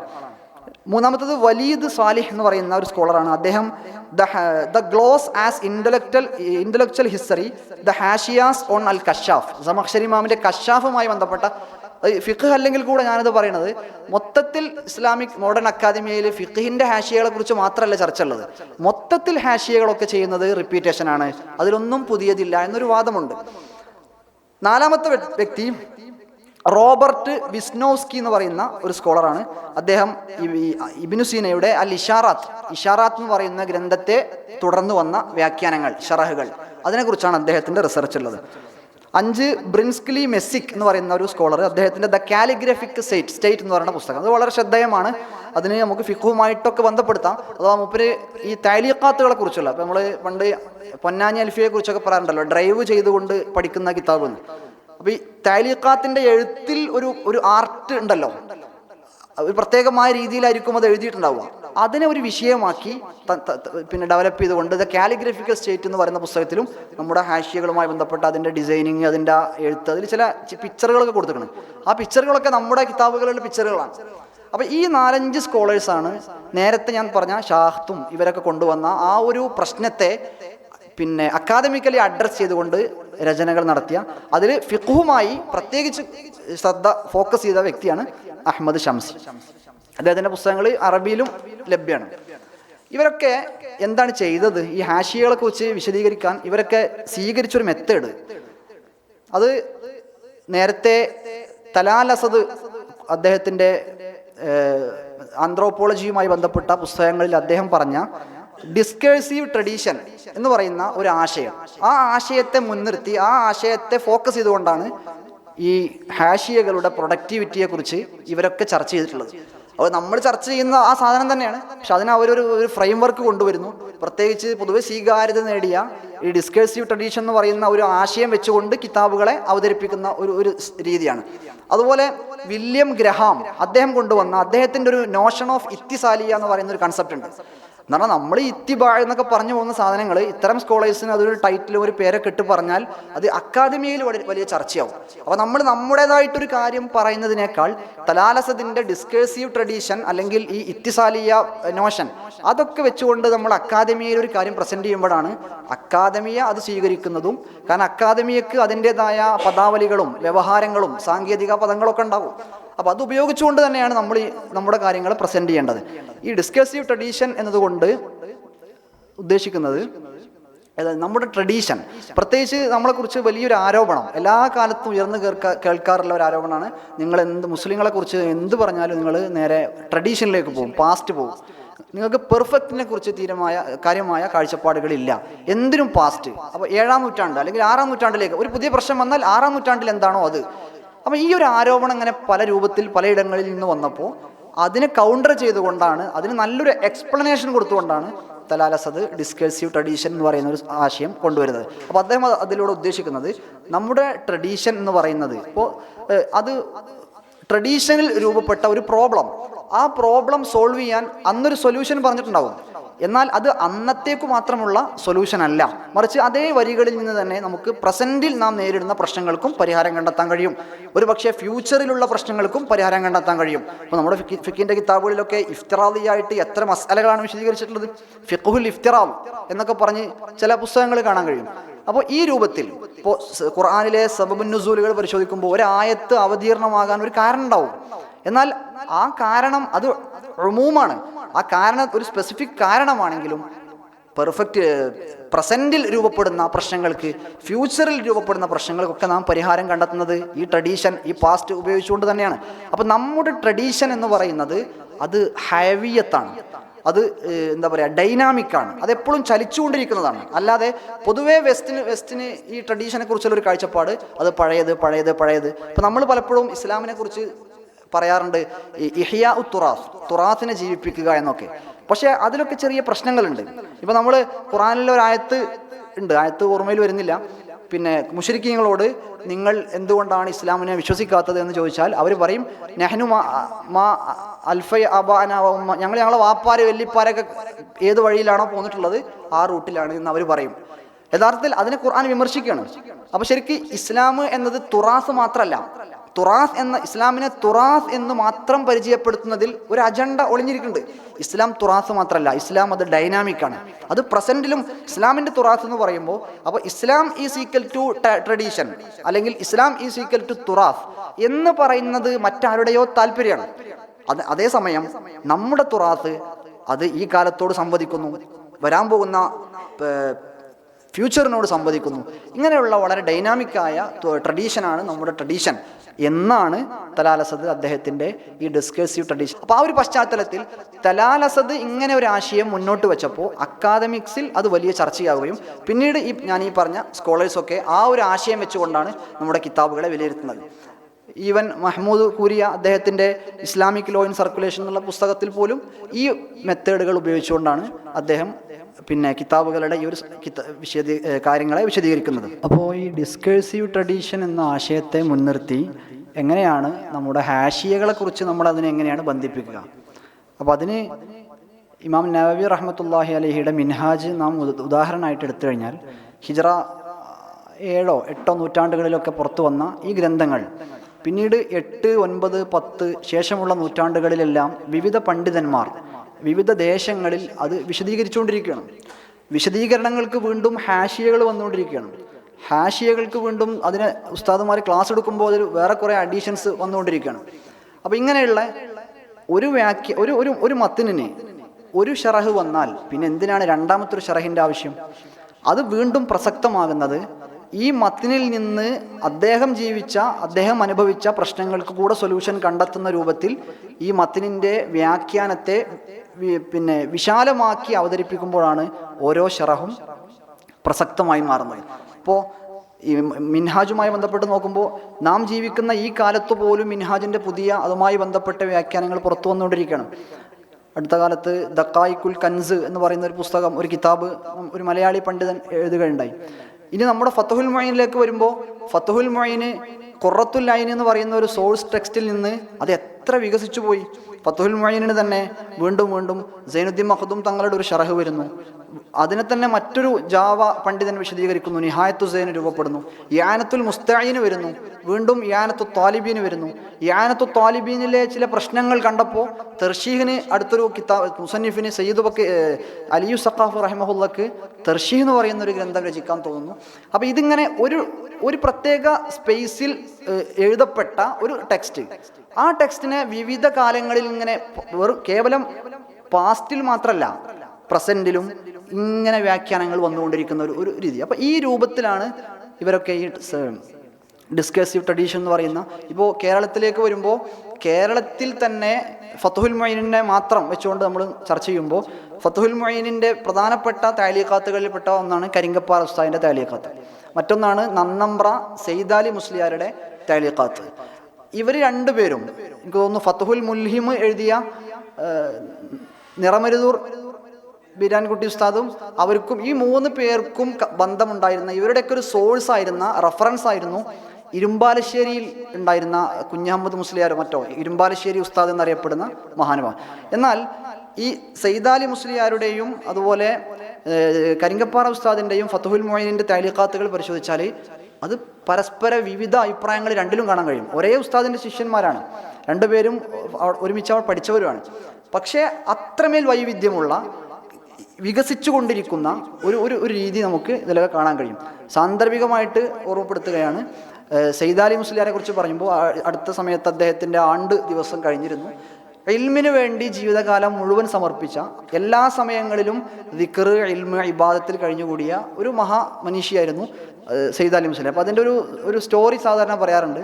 അദ്ദേഹത്തിൻ്റെ ഒരു മകളുടെ കല്യാണം, നമ്മുടെ വിഷയവുമായി ഡയറക്റ്റ് വന്നില്ലെങ്കിലും ഓർമ്മ വന്നപ്പോൾ പറയാണ്, മകളുടെ കല്യാണം നടക്കുന്ന സമയം, അങ്ങനെ നിക്കാഹിന് വേണ്ടിയിട്ട് ആളുകൾ വരൻ്റെ ഭാഗത്ത് നിന്നുള്ള ഫാമിലി വരാൻ വെയിറ്റ് ചെയ്യുന്ന സമയത്ത് അദ്ദേഹത്തിൻ്റെ റൂമിൽ പോയി കിതാബുകൾ മുത്താല ചെയ്തുകൊണ്ടിരിക്കുന്നു. അങ്ങനെ അവർ വന്നപ്പോൾ ഈ നിക്കാഹ് ചെയ്യാൻ വേണ്ടിയിട്ട് നിക്കാഹ് ചെയ്യുന്ന വേദിയിൽ ഇരുന്ന സമയത്ത് ഈ കല്യാണം കഴിക്കാൻ പോകുന്ന വരൻ അവരുടെ പേരെന്താണെന്ന് ആരോ ചോദിച്ചു. അപ്പോൾ പേരെനിക്ക് കൃത്യമായിട്ട് ഓർമ്മയില്ല. അഥവാ അബ്ദുൽ വദൂദ് എന്നോ അല്ലെങ്കിൽ അബ്ദുൽ വാഹിദോ അങ്ങനെ എന്തോ ഒരു പേരാണ്, അഥവാ അബ്ദ് കൂട്ടിയിട്ടുള്ളൊരു പേരാണ്. അപ്പോൾ ആരോ പറഞ്ഞ് വദൂദ് എന്ന് പറഞ്ഞു, അല്ലെങ്കിൽ വാഹിദ്, ആ അബ്ദ് ഒഴിവാക്കിയിട്ടാണ് ആരോ പേര് പറഞ്ഞത്. അപ്പോൾ ഉടനെ സയ്യിദാലി മുസ്ലിയാർ അവിടെ എണീറ്റുന്നു. മകളുടെ കല്യാണവേദിയാണ്, അവിടെ എണീറ്റുന്നിട്ട് പറഞ്ഞു, അങ്ങനെ ഒരിക്കലും പറയാൻ പാടില്ല, അത് അള്ളാഹുവിൻ്റെ പേരാണ്. അള്ളാഹുവിൻ്റെ പേരൊക്കെ പറയുമ്പോൾ അത് അബ്ദ് അല്ലെങ്കിൽ അതെന്താണോ അതിൻ്റെ കൂടെ ഉള്ളത് അത് ചേർത്തി പറയണം. അതുകൊണ്ടാണ് ഇമാം ഗസാലി റഹ്മത്തുള്ളാഹി അലൈഹിയുടെ വജീസ് എന്ന് പറയുന്ന ഗ്രന്ഥത്തിന് പിന്നെ ഇമാം റാഫിഈ റഹ്മത്തുള്ളാഹി അലൈഹി ഒരു വ്യാഖ്യാനം എഴുതി. ആ വ്യാഖ്യാനത്തിന് അൽ അസീസ് എന്നാണ് പേരിട്ടത്. പക്ഷെ അപ്പോഴാണ് ഉലമാക്കൾക്കിടയിൽ ചർച്ച വന്നത്, അൽ അസീസ് എന്നുള്ളത് അള്ളാഹുവിൻ്റെ പേരല്ലേ? അങ്ങനെയാണ് പിന്നെ ആ പേരെന്താക്കുന്നത്, ഫത്തുഹുൽ അസീസ്. ഇങ്ങനെയുള്ള ഒരു എല്ലാ സമയങ്ങളിലും ഇങ്ങനെ ഇൽമിയായ ബഹ്സുകൾക്ക് ഒരു സ്പേസ് ഉണ്ടാക്കി അതിന് സംസാരിക്കുന്ന. ഇപ്പം ഞാൻ പറഞ്ഞത്, ഇവരുടെ ഒരേ സോഴ്സിൽ നിന്ന് വന്ന വർക്കുകൾക്ക് പോലും ഈ വൈവിധ്യങ്ങൾ നമുക്ക് കാണാൻ കഴിയും. അപ്പോൾ ഇതാണ് ഈ കിതാബുകളെ ഡിസ്കഴ്സീവായിട്ട്, അഥവാ മിൻഹാജിൻ്റെ വ്യാഖ്യാന ക്ഷമത അവസാനിക്കുന്നില്ല. അതാണ് ഡിസ്കഴ്സീവായി. എല്ലാ കാലത്തും അതിൻ്റെ ആ ഒരു ഡിസ്കഴ്സീവിറ്റി നീണ്ടുപോകുന്നു. ഇനി മിൻഹാജിൻ്റെ ഡിസ്കഴ്സീവിറ്റി എന്ന് പറഞ്ഞാൽ മിൻഹാജിനോട് എന്താ പറയുക, എതിർക്കാൻ പോലും സാധ്യമാകുന്ന ഒരു സ്പേസ് അവിടെ ഉണ്ട്. അത്രയ്ക്ക് വിശാലമായ ഒരു സ്പേസ് അവിടെ. ഈ ഒരു സാധനമാണ് മഹ്മൂദ് കുരിയ അദ്ദേഹത്തിൻ്റെ തിസീസിൽ മൂപ്പര് ഞാൻ നേരത്തെ പറഞ്ഞ പോലെ ഇത്തരം വിഷയങ്ങളൊക്കെ നമ്മൾ അക്കാദമിയിൽ പ്രസൻറ്റ് ചെയ്യുമ്പോൾ അതിനെ സപ്പോർട്ട് ചെയ്യുന്ന എന്തെങ്കിലും ഒരു തിയറിയോ അല്ലെങ്കിൽ ഒരു ആശയമൊക്കെ വെച്ചുകൊണ്ട് പ്രസൻറ്റ് ചെയ്യുമ്പോഴാണ് അത് ഈ സമൂഹം അതിനെ പെട്ടെന്ന് അക്സെപ്റ്റ് ചെയ്യാം. അത് ചിലപ്പോൾ നമ്മൾ പറഞ്ഞു വരുന്ന കാര്യമാണെങ്കിലും അവരുടെ ആ സാങ്കേതിക പദാവലികൾ ഈ ഒരു ചർച്ചയിൽ വളരെ പ്രധാനമാണ്. അപ്പോൾ അതിന് അദ്ദേഹം കൊണ്ടുവരുന്നത് ഒരു മാത്തമാറ്റീഷ്യനായ എഡ്വാർഡ് ലോറൻസിൻ്റെ ദ ബട്ടർഫ്ലൈ എഫക്റ്റ് എന്ന് പറയുന്ന ഒരു ആശയമാണ്. ഒന്നുമില്ല, ബട്ടർഫ്ലൈ എഫക്റ്റ് എന്ന് പറഞ്ഞാൽ ഒരു ചെറിയ ബട്ടർഫ്ലൈ അതിൻ്റെ ഒരു ചിറക് ഇങ്ങനെ അടിച്ചു കഴിഞ്ഞാൽ, ബട്ടർഫ്ലൈ വളരെ ചെറിയ ജീവിയാണ്, പക്ഷേ അത് ഒന്ന് ചിറക് ഇങ്ങനെ അടിച്ചു കഴിഞ്ഞാൽ ആ ചിറകിൻ്റെ ചെറിയ അടി അത് വായുവിൻ്റെ തരംഗങ്ങളിൽ എന്തുണ്ടാക്കുന്നു, വ്യതിയാനങ്ങൾ ഉണ്ടാക്കുന്നു. അപ്പോൾ തൊട്ടപ്പുറത്തുള്ള വായു അത് വ്യതിയാനം സംഭവിക്കുന്നു. അങ്ങനെ ഈ ഒരു ചെറിയ ചേഞ്ച് അല്ലെങ്കിൽ ഒരു ചലനം അതിങ്ങനെ അതിൻ്റെ ഓളങ്ങൾ ഇങ്ങനെ, ഇപ്പം നമ്മൾ വെള്ളത്തിൽ ഒരു ചെറിയ കൈ കൊണ്ടോ മറ്റോ ഒരു തുള്ളിയിട്ടാൽ അതങ്ങനെ വികസിക്കും. ഇതുപോലെയാണ് ഷറഹുകളും ഹാഷിയകളും മത്തനുകളും. ഖുറത്തുൽ ഐൻ എന്ന് പറയുന്ന ഒരു ചെറിയ ബട്ടർഫ്ലൈ അല്ലെങ്കിൽ അതിൻ്റെ ആ ഒരു ചിറകടി അത് പിന്നീട് വിവിധ കാലങ്ങളിൽ ദേശങ്ങളിൽ അതിൻ്റെ വ്യാഖ്യാനങ്ങൾ വന്നുകൊണ്ടിരിക്കുന്നു. ഇതാണ് അദ്ദേഹം അതിന് സപ്പോർട്ടീവായിട്ട് കൊണ്ടുവരുന്ന ഒരു സാധനം. അതുപോലെ പിന്നെ അദ്ദേഹം കൊണ്ടുവരുന്ന മറ്റൊരു സാധനമാണ് ഈ ഫെർഡിനൻഡ് ബ്രൗഡൽ എന്ന് പറയുന്ന ആൾ കൊണ്ടുവന്ന ലോങ് ഡ്യൂറേ എന്ന് പറയുന്ന ഒരാശയം. എന്ന് പറഞ്ഞാൽ ലോങ് ഡ്യൂറേഷൻ എന്നർത്ഥം. മൂപ്പര് വേറെന്തോ മേഖല പഠിക്കാൻ വേണ്ടിയിട്ട്, ഇത് ഫിഖ്ഹുമായി ബന്ധപ്പെട്ട് രൂപപ്പെട്ട തിയറികളൊന്നുമല്ല, പക്ഷെ ആ തിയറികളെ ഈ ഒരു ഫീൽഡിലേക്ക് കൊണ്ടുവന്നു. കാരണം അത് അക്കാദമിക ലോകത്തുള്ള ആരോപണങ്ങളാണ്. ആ ആരോപണങ്ങൾക്ക് നമ്മൾ അക്കാദമിക ലോകത്തിൻ്റെ ഇസ്തിലാഹത്തിൽ മറുപടി കൊടുക്കുക എന്നുള്ളതാണ്. അപ്പോൾ ലോങ് ഡ്യൂറേഷൻ അഥവാ ദീർഘകാല സഞ്ചാരം. അപ്പോൾ മിൻഹാജിൻ്റെ യാത്ര 7-ാം നൂറ്റാണ്ടിൽ സ്റ്റാർട്ട് ചെയ്ത് ആ യാത്രകൾ അങ്ങനെ തുടരുകയാണ്. ഓരോ സ്റ്റോപ്പിൽ നിന്നും അതിന് പുതിയ പുതിയ വ്യാഖ്യാനങ്ങളും മറ്റൊക്കെ വന്ന്, എന്നാൽ ആ വ്യാഖ്യാനങ്ങളൊക്കെ ഈ സോഴ്സ് ടെക്സ്റ്റിനോട് നീതി പുലർത്തുന്ന രൂപത്തിൽ അങ്ങനെ ചലിച്ചുകൊണ്ടിരിക്കുകയാണ്. അപ്പോൾ ഈ ഒരു ട്രഡീഷനെ പിന്നെ എന്ത് ചെയ്യാണ്, അവതരിപ്പിക്കുകയാണ്. ഇതോടെയാണ് ഈ നേരത്തെ ഞാൻ പറഞ്ഞ ഷാഖ്തും അവരൊക്കെ കൊണ്ടുവന്ന ആ ആരോപണങ്ങളെ പിന്നീട് അക്കാദമിയ തിരസ്കരിക്കുകയും വളരെ ആവേശത്തോടെ ഹാഷിയകളെക്കുറിച്ചുള്ള ചർച്ചകളും പഠനങ്ങളും. ഇന്ന് ഹാഷിയ എന്ന് പറയുന്നത് ഒരു പോസിറ്റീവായ ഒരു എന്താ പറയുക ഒരു ഫീൽഡ് ഓഫ് സ്റ്റഡി ആയിട്ട് മാറി എന്നുള്ളത് ഒരു സത്യമാണ്. അതുകൊണ്ടാണ് ഒരുപാട് സ്കോളേഴ്സ് നവവി ഇമാമിനെ കുറിച്ചും സക്കരിയ അൻസാരി തങ്ങളെക്കുറിച്ചും ഒരുപാട് legal authority in pre modern Islam, Yahya bin Sharaf an Nawawi in Shafi school of law, ഇതാണ് പിന്നെ FA ഹലീം എന്ന് പറയുന്ന ഒരു സ്കോളറുടെ PhD തീസിസ്. അതുപോലെ മാത്യു എന്നൊക്കെ കേട്ടാൽ നമുക്കത് പേര് മനസ്സിലാവും. മാത്യു B. ഇഗ്നൽ, അദ്ദേഹത്തിൻ്റെ പഠനം the anonymity of a commentator Zakariya Ansari and the rhetorics of Muslim എന്ന് പറഞ്ഞാൽ ഞാൻ കുറേ പഠനങ്ങൾ ഒരു ടൈറ്റിലുണ്ട് എന്ന് പറഞ്ഞാൽ നമ്മുടെ ഉലമാഇൻ്റെ പിന്നെ എന്താ പറയുക അവരുടെ ഖിദ്മാത്തുകളെ കുറിച്ച് ഇന്ന് ഈ ഒരു സർക്കിളിനകത്ത് ഇന്ന് പുറത്തുള്ള ആളുകൾ പോലും വളരെ ആവേശത്തോടെ പഠിച്ചുകൊണ്ടിരിക്കുന്ന ഒരു സാഹചര്യം. അപ്പോൾ അതാണ് രണ്ടാമത്തെ പ്രശ്നവുമായി ബന്ധപ്പെട്ട് പറയാനുള്ളത്. മൂന്നാമത്തെ ചോദ്യത്തിലേക്ക് കിടക്കുകയാണ്. മൂന്നാമത്തെ ഒരു പ്രശ്നം, ഫിഖ്ഹ് എന്താ പറയുക മച്ചിയാണ്, അഖീമാണ്. അതുകൊണ്ട് തന്നെ അതിനൊരു തജ്ദീദ് അനിവാര്യമാണ്. ജദരിയൻ, അത് അതിൻ്റെ ബേസ് ലെവൽ മുതൽ പൂർണ്ണമായ ഒരു ചേഞ്ച്. ഫിഖ് മാത്രം മാറിയാൽ പോരാ, ഉസൂൽ ഫിഖും മാറണം. സാധാരണ ഈ സലഫി ഈ ആരോപണം വരുന്നത് പിന്നെ ഫിഖിനെ ഒരു മോഡേണിസ്റ്റ് കാഴ്ചപ്പാടോടെ ഫിഖിനെ ഇന്ന് ലോകത്ത് 4 പ്രധാന ട്രെൻഡുകളാണ് ഫിഖിൽ നിലവിലുള്ളത്. ഒന്ന് അൽ ഇത്തിജാഹുൽ ഹദാസിയാണ്, അല്ലെങ്കിൽ അൽ ഇത്തിജാഹുൽ അസ്റാനി, മോഡേൺ ട്രെൻഡ് നമുക്ക് വിളിക്കാം. 2 അൽ ഇത്തിജാഹുൽ ഇസ്ലാഹിയാണ്, റിഫോമിസ്റ്റ് ട്രെൻഡ്. 3 അൽ ഇത്തിജാഹു സലഫിയാണ്, അല്ലെങ്കിൽ അൽ ഇത്തിജാഹു തൈസീരിയാണ്. 4 നാലാമത്തേത് അൽ ഇത്തിജാഹുൽ മദ്ഹബി എന്ന് നമുക്ക് വിളിക്കാവുന്ന ഒരു ട്രെൻഡാണ്. അപ്പോൾ ഇതിൽ ഒന്നാമത്തെ ട്രെൻഡിൻ്റെ ആളുകളാണ് ഇങ്ങനെ ഒരു ആരോപണം നമ്മുടെ തുറാസിനോടും തുറാസി ടെക്സ്റ്റുകളോടും ഒക്കെ കൊണ്ടുവരാറുള്ളത്. അപ്പോൾ ഈ കിതാബുകളൊക്കെ അതൊക്കെ അഖീമാണ്, അതൊന്നും ഒന്നിനെയും ഒരു പിന്നെ എന്താ പറയുക അതിന് പ്രൊഡ്യൂസ് ചെയ്യാൻ ക്യാപ്പബിലിറ്റി ഇല്ലാത്തതാണ് എന്ന ഒരു ആരോപണം. അതുകൊണ്ട് എല്ലാം കിതാബുകളെ മാത്രം മാറ്റിയാൽ പോരാ, ഫിഖിനെയും ഉസൂൽ ഫിഖിനെയും മാറ്റണം എന്നുള്ളതാണ് അവരുടെ വാദം. യഥാർത്ഥത്തിൽ ഇതിനൊരു മറുപടി വേണമെന്ന് തോന്നുന്നില്ല. നമ്മളൊരിക്കലും അങ്ങനെയുള്ള ഒരു തജ്ദീദ് നമ്മളാരും ഒരിക്കലും അംഗീകരിക്കുന്നില്ല. കാരണം അതിനൊക്കെ ഒരു കൃത്യമായ റൂട്ട് ഉണ്ട്. എന്നാൽ ഇതിനകത്ത് നിന്നുകൊണ്ട് ഇതിൻ്റെ വികാസങ്ങൾ ഈ ശരിക്കും തജ്ദീദ് എന്ന് പറഞ്ഞാൽ തന്നെ അതിൻ്റെ അസ്ലിലേക്ക് മടക്കുക എന്നുള്ളതാണ്. അപ്പോൾ ആ രൂപത്തിലൊക്കെ പക്ഷെ ഞാനിവിടെ ഈ ഒരു മൻഹജിനെ കുറിച്ച്, അല്ലെങ്കിൽ ഈ ഒരു മൻഹജിൻ്റെ പ്രധാനപ്പെട്ട കുറച്ച് പ്രൊമോട്ടേഴ്സ് ആരൊക്കെയാണ് എന്ന് പരിചയപ്പെടുത്താൻ ആഗ്രഹിക്കുകയാണ്. ഇതിൻ്റെ ഉത്തരം നമുക്കൊക്കെ പരിചയമുള്ള ആൻസറാണ്. ഇവർ പറയുന്ന ഈ രൂപത്തിലുള്ള ഒരു തജ്ദീദ് നമ്മളാരും അംഗീകരിക്കുന്നില്ല. ഇതിന് കാര്യമായിട്ട് ഈ ആവശ്യം ഉന്നയിച്ച ആളുകൾ രസകരം, അവരൊന്നും ഫുഖഹ അല്ല, മറിച്ച് പലരും സാഹിത്യകാരന്മാരാണ്, ചിലർ മുഫക്കിരീങ്ങളാണ്, ഇങ്ങനെ പല പല മേഖലകളിൽ ഡിപ്ലോമാറ്റുകളാണ്. അവരാണ് ഇത്തരം വിഷയങ്ങളുമായിട്ട് അഭിപ്രായം പറഞ്ഞ പലരും. ഉദാഹരണം ഹസൻ ഹനഫി, അദ്ദേഹം കൈറോ യൂണിവേഴ്സിറ്റിയിലെ ഫൽസഫ ഡിപ്പാർട്ട്മെൻറ്റിൻ്റെ റയീസായിരുന്നു. ഫ്രാൻസിലെ സോർബോൺ യൂണിവേഴ്സിറ്റിയിൽ നിന്ന് PhD ഒക്കെ നേടിയ. അപ്പോൾ അദ്ദേഹത്തിൻ്റെ കുറേ അത്തുറാസു തജ്ദീദ് എന്ന് പറയുന്ന ഒരു പ്രൊജക്റ്റ് ഉണ്ട്. നസർ ഹാമിദ് അബു സെയ്ദ്, യഥാർത്ഥത്തിൽ നസർ ഹാമിദ് അബു സെയ്ദിനെതിരെ പിന്നെ റിദ്ദത്ത് വരെ ഈജിപ്തിലെ കോടതികൾ വിധിച്ചിട്ടുണ്ടെന്നാണ്. അപ്പോൾ അദ്ദേഹമാണ് ഫിഖിനെ കുറിച്ചുള്ള ഇങ്ങനെ ഒരു ആരോപണം ഉന്നയിച്ചിട്ടുള്ളത്. അതുപോലെ വളരെ എന്താ പറയുക അറിയപ്പെട്ട ഫിലോസഫറായ പല ഫിലോസഫേഴ്സാണ് ഇത്തരം വിഷയങ്ങളിലൊക്കെ കാര്യമായിട്ട് മുന്നിലുണ്ടായിരുന്നത്. മുഹമ്മദ് ആബിദ് ജാബിരി എന്ന് പറയുന്ന ചില ആളുകളൊക്കെ മൊറോക്കൻ ഫിലോസഫറാണ്. ഇദ്ദേഹത്തെ ഇന്ന് മൊറോക്കോയിൽ ജീവിച്ചിരിക്കുന്ന ഒരു ത്വാഹ അബ്ദുറഹ്മാൻ എന്ന് പറയുന്ന ഒരു ഫിലോസഫറുണ്ട്. അദ്ദേഹം നമ്മുടെ ഗസാലി ഇമാമിനൊക്കെ ഇഷ്ടപ്പെടുന്ന, അല്ലെങ്കിൽ ആ ഒരു റൂട്ടിൽ നല്ല മനോഹരമായ ചിന്ത മുന്നോട്ട് വെച്ച ഒരു ചിന്തകനാണ്. ഒരു നിലക്കും അദ്ദേഹത്തെ ഈ ത്വാഹ ജാബിരിയോട് ഒരിക്കലും അദ്ദേഹത്തെ സമീകരിക്കാൻ ഒരു നിലക്കും കഴിയില്ല. പക്ഷെ ചില ആളുകൾ അങ്ങനെ സമീകരിക്കുന്ന രൂപത്തിൽ കാണാറുണ്ട്. പിന്നീട് ഒരുപാട് ആളുകൾ, മുഹമ്മദ് ഷെഹറൂർ, അതുപോലെ മുഹമ്മദ് അർക്കൂൻ, അങ്ങനെ തുടങ്ങിയ കുറേ ആളുകൾ, ഇവരൊക്കെ ചെയ്യുന്ന എല്ലാവരും പ്ലാൻ ചെയ്താണോ മറ്റോന്ന് അറിയില്ല, ഇവരൊക്കെ ചെയ്തൊരു സംഭവമാണ്. ഷാഫി ഇമാമിനെതിരെ വളരെ ശക്തമായിട്ട് ഇവരൊക്കെ ആക്ഷേപങ്ങൾ ഉന്നയിക്കും. അപ്പോൾ ഇതിൽ ഈ മുഹമ്മദ് അർക്കൂൻ, അദ്ദേഹം ഷാഫി ഇമാമിനെതിരെ കൊണ്ടുവരുന്നത് ഈ ഇസ്ലാമിനെ എന്താ പറയുക അതിൻ്റെ ആ ഒരു പ്രോഗ്രസീവായ ലെവലിൽ നിന്ന് താഴ്ത്തിയത്, ഇജ്തിഹാദ് ഇസ്തിഹ്സാനും റയ്യും ഒക്കെ നിരുത്സാഹപ്പെടുത്തി ഷാഫി ഇമാമാണ് ഇതിനെ. അതുപോലെ വന്ന ഒരു ആരോപണമാണ് ആധുനിക യുഗത്തിലെ ലാഹിരി മദ്ഹബിൻ്റെ ഒരു പെർസ്പെക്റ്റീവ് ഇന്ന് ഫോളോ ചെയ്യുന്നത് ഷാഫി മദ്ഹബാണ്. ഹനഫി മദ്ഹബ് ആണ് അഖ്ലി ആയിട്ടുള്ള മദ്ഹബ്, മാലിക്കി മദ്ഹബാണ് വസത്തി, ഷാഫിഈ പക്ക ലാഹിരിയായ മദ്ഹബാണ്. അതിനൊരു തെളിവായിട്ട് അവർ പറയാം ദാവൂദുൽ ലാഹിരി. ഒരുപാട് കാര്യങ്ങൾ പറയുന്ന കൂട്ടത്തിൽ ദാവൂദുൽ ലാഹിരി എന്നവർ കാന ഷാഫിഈൻ, അവരാദ്യം ഷാഫിഈയായിരുന്നു. പിന്നെ ഷാഫി ഇമാമിൻ്റെ ഇസ്തിഹ്സാൻ റദ്ദി എന്ന കിതാബ് കണ്ടപ്പോൾ അവർ പിന്നെ വളരെ കുറച്ചും കൂടെ എക്സ്ട്രീം, അവർ നേരത്തെ ഷാഫിഈയാണ്, അപ്പോൾ ഒരു പരിധി വരെ ലാഹിരിയത്തിൻ്റെ അടുത്തായിരുന്നു. പിന്നീട് കുറച്ചും കൂടെ എക്സ്ട്രീമായ ലാഹിരിയത്തിലേക്ക് അവർ പോയി എന്ന് പറയുന്നുണ്ട്. അതുപോലെ ഇതിൽ വേറൊരു പ്രധാനപ്പെട്ട ഒരു വ്യക്തിയാണ് സക്കരിയ ഓസോൺ എന്ന് പറയുന്ന ഒരു സിറിയക്കാരൻ. അദ്ദേഹം എഴുതിയൊരു പുസ്തകമാണ് ജിനായത്തു ഷാഫിഈ തഖ്ലീസുൽ ഉമ്മ മിൻ ഫിഖ്ഹിൽ അയിമ്മ എന്ന പുസ്തകം. അഥവാ ഷാഫിഈ ഇമാം ഫിഖ്ഹിനോട് ചെയ്ത അക്രമത്തെക്കുറിച്ചാണ്. അദ്ദേഹത്തിൻ്റെ വിശദീകരിക്കുന്നില്ല. പലരും ഈ സക്കരിയ ഓസോൺ എന്ന് പറയുന്ന വ്യക്തിക്ക് ജിനായത്തു സീബവൈഹി, ജിനായത്തുൽ ബുഖാരി എന്നൊക്കെ പറഞ്ഞ കിതാബുണ്ട്. മൂപ്പർക്ക് എല്ലാ മേഖലയിലും ഒരു പ്രശ്നമുള്ള ആളായിട്ടാണ് മൂപ്പർക്ക് മനസ്സിലാവുന്നത്. ഏതായാലും അതുപോലെ ആ ഗണത്തിൽ വരുന്ന ആളാണ് തൊയ്യിബ് തീസിനി എന്ന് പറയുന്ന ഒരു സിറിയൻ ചിന്തകൻ. അദ്ദേഹവുമായിട്ട് ബൂത്തി നടത്തിയ എന്താ പറയുക സംവാദമൊക്കെ യൂട്യൂബിൽ അവൈലബിൾ ആണ്. അപ്പോൾ അതോടെ നമ്മൾ അടുത്ത ചോദ്യത്തിലേക്ക് പോകണം. അസ്വാലു റാബിയ, നാലാമത്തെ ചോദ്യം.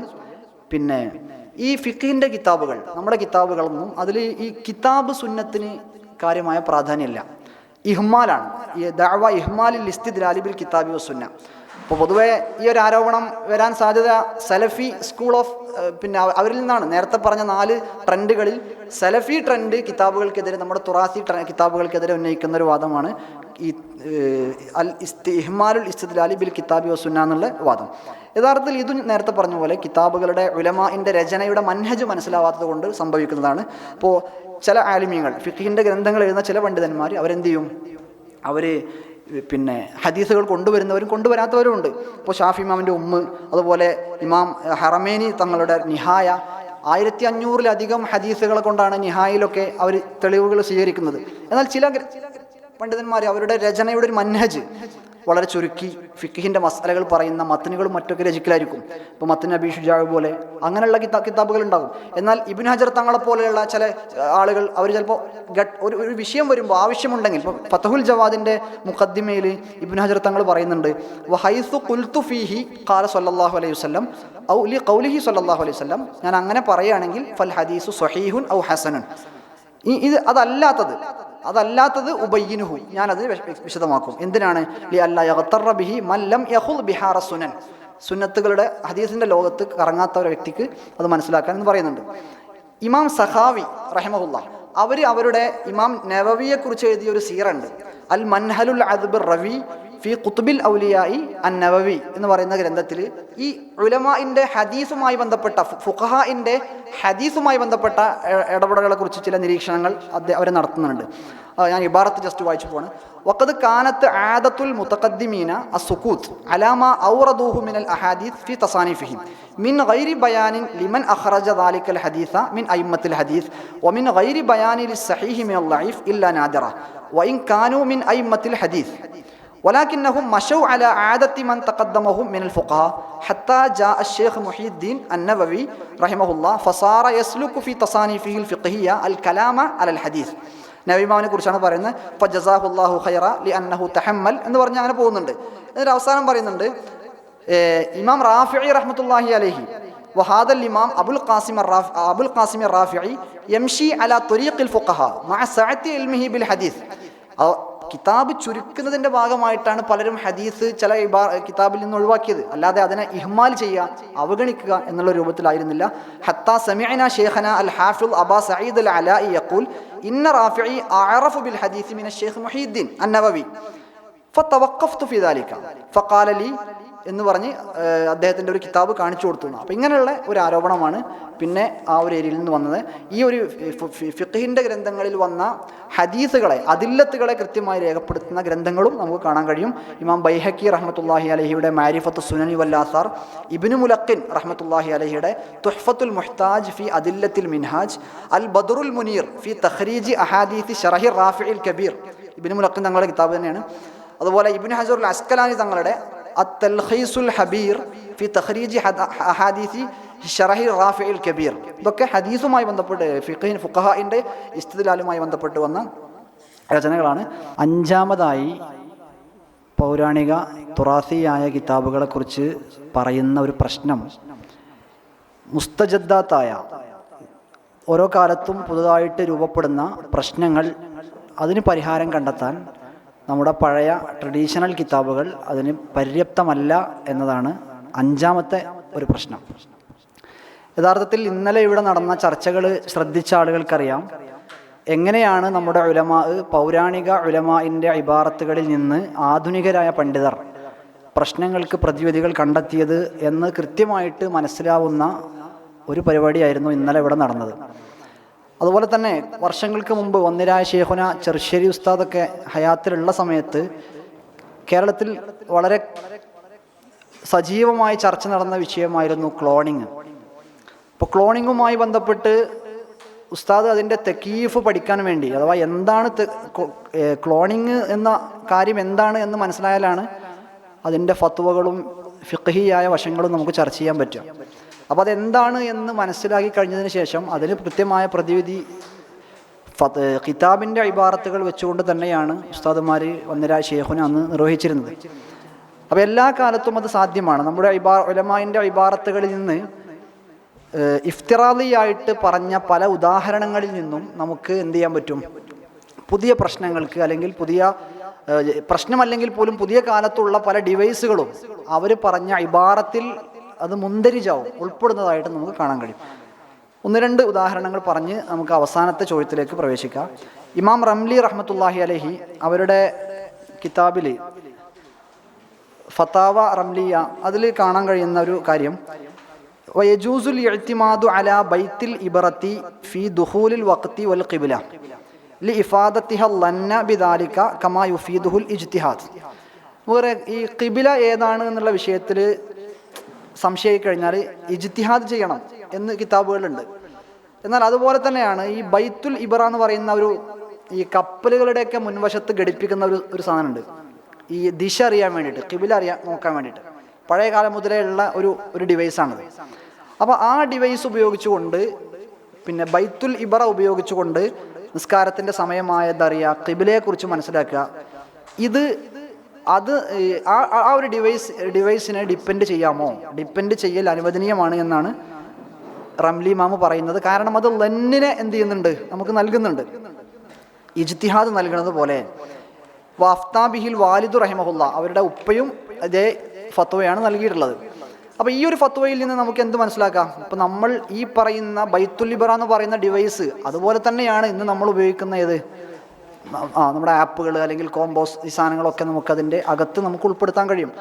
അതേസമയം അങ്ങനത്തെ ഒരു ഇബാറത്ത് അവരുടെ വരികളിൽ ഇല്ലെങ്കിൽ പോലും. അതുപോലെ നമുക്ക് ഹാഷിയത്തുൽ ജമൽ അതിൽ കാണുന്ന ഒരു ഇബാറത്താണ് ഈ അറഫയിലുള്ള നിൽക്കലുമായി ബന്ധപ്പെട്ടുകൊണ്ട് അമ്മ ഹവാഹ, അഥവാ അറഫയുടെ അന്തരീക്ഷം,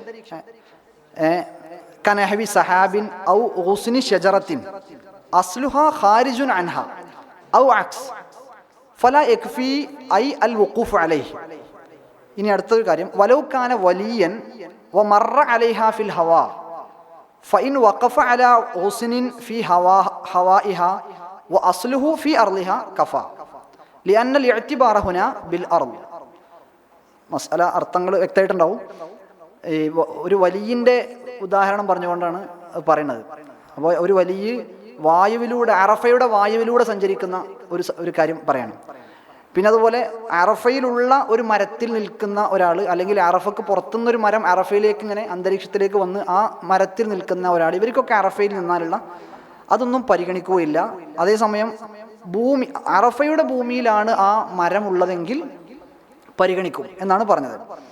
അപ്പോൾ ഈ ഒരു ഇബാറത്തിൽ നിന്ന് നമുക്ക് നമ്മുടെ ഫ്ലൈറ്റിൽ ഒരാൾ അറഫയിലൂടെ അങ്ങ് സഞ്ചരിച്ചു കഴിഞ്ഞാൽ എന്താണ്, ഒരിക്കലും അത് എന്തായി പരിഗണിക്കൂല, ഒരു വുഖൂഫ് ബിൽ അറഫ എന്ന് പറയുന്ന ആ ഒരു ഇതിൽ വരില്ല എന്ന് നമുക്ക് മനസ്സിലാവും. അപ്പോൾ ഈ ഒരു കാര്യം ഒരു വലിയ പറക്കുന്ന ഒരു പിക്ചർ ചെയ്തുകൊണ്ടാണ് മുസന്നിഫീങ്ങൾ. ഇനി അടുത്തൊരു ഇബാറത്ത് ബുജൈരിമിയിൽ കാണുന്നൊരു ഇബാറത്ത്, വലൗ കാന റാക്കിബൻ അലാ ദാബത്തിൻ ഫി അർദിഹ. അറഫന്നെയാണ് വിഷയം. ഫഇന്നഹു യസിഹുൽ വുഖൂഫ് ബൽ വുഖൂഫുഹു റാക്കിബൻ അഫ്ളലു ഔ കാന ആയിമൻ ഫിൽ മാഇ ഫി അർദിഹ. വെള്ളത്തിൽ നീന്തിയിട്ട് അങ്ങനെ പോയി. ഔ അലാ ഷജറത്തിൻ ബി അറഫ ഐ ഫയസിഹുൽ വുഖൂഫ്. അപ്പോൾ ഈ പറഞ്ഞ ഇബാറത്തിൽ നിന്ന് ഇനിയുമുണ്ട്, ബി ഖിലാഫി ഇദാമ റക്കിബ അലാ ത്വയ്രി ത്വായിറ ത്വയ്രി ത്വായിറിൻ ഫി ഹവാഇ അറഫാത്ത്, ഒരു പക്ഷിയുടെ ചിറകിൽ പോവാം. ഔ റക്കിബ അല സഹാബ്, അങ്ങനെ മുന്നോട്ട് പോവാം. ഫലാ യക്ഫി ഫലൈസ ലി ഹവാഇഹ ഹുക്മുഹാ ഫലൗ ത്വാറ ഫീഹി ലം യജുസുഹു. അപ്പോൾ ഈ ഒരു ഇബാറത്തിൽ നിന്ന് നമുക്ക് പല കാര്യങ്ങളും മനസ്സിലാവുന്നുണ്ട്. കൂട്ടത്തിലൊരു കാര്യം, അറഫയുടെ ഭൂമി മൊത്തം ഈ വെള്ളം നിറഞ്ഞ് ഒരു ഫ്ലഡ് വന്ന് ആകെ വെള്ളം നിറഞ്ഞാൽ ഒരു തോണിയിൽ അങ്ങനെ പാസ് ചെയ്ത ഒരാൾ, അല്ലെങ്കിൽ ഒന്നങ്ങോട്ട് എന്ത് ചെയ്യും, ഇവിടുന്ന് അങ്ങോട്ട് നീന്തിപ്പോയാൽ എല്ലാം അറഫയിൽ നിൽക്കുന്ന ഭാഗമായിട്ട് ഉൾപ്പെടും എന്ന്. അപ്പോൾ ഇതുപോലെ ഒരുപാട് ഇബാറത്തുകൾ, ഇപ്പോൾ ഇന്നലെ ഇവിടെ എന്തെല്ലാം പ്രശ്നങ്ങൾക്ക് നമ്മൾ തീർപ്പ് കൽപ്പിച്ചു, അതെല്ലാം പഴയ കിതാബിൻ്റെ ഇബാറത്തുകൾ ഉദ്ധരിച്ചുകൊണ്ടാണ്. അതുകൊണ്ടാണ് നമ്മൾ നേരത്തെ മജ്മൂഇൽ ഇമാം നവവി റഹ്മത്തുള്ളാഹി അലൈഹിയുടെ ഇബാറത്ത് സൂചിപ്പിച്ചതോ വ്യക്തമായോ അല്ലെങ്കിൽ വ്യംഗ്യമായോ പിന്നെ ഒരു കാര്യവും ഫുഖഹ ഒഴിവാക്കിയിട്ടില്ല എന്ന് പറയുന്നതിൻ്റെ ഒരു പൊരുളതാണ്. അവരുടെ ആ മൻഹജിയത്തിൽ നിന്നുകൊണ്ട് നമുക്ക് ഒരുപാട് കാര്യങ്ങൾ മനസ്സിലാക്കാൻ പറ്റും.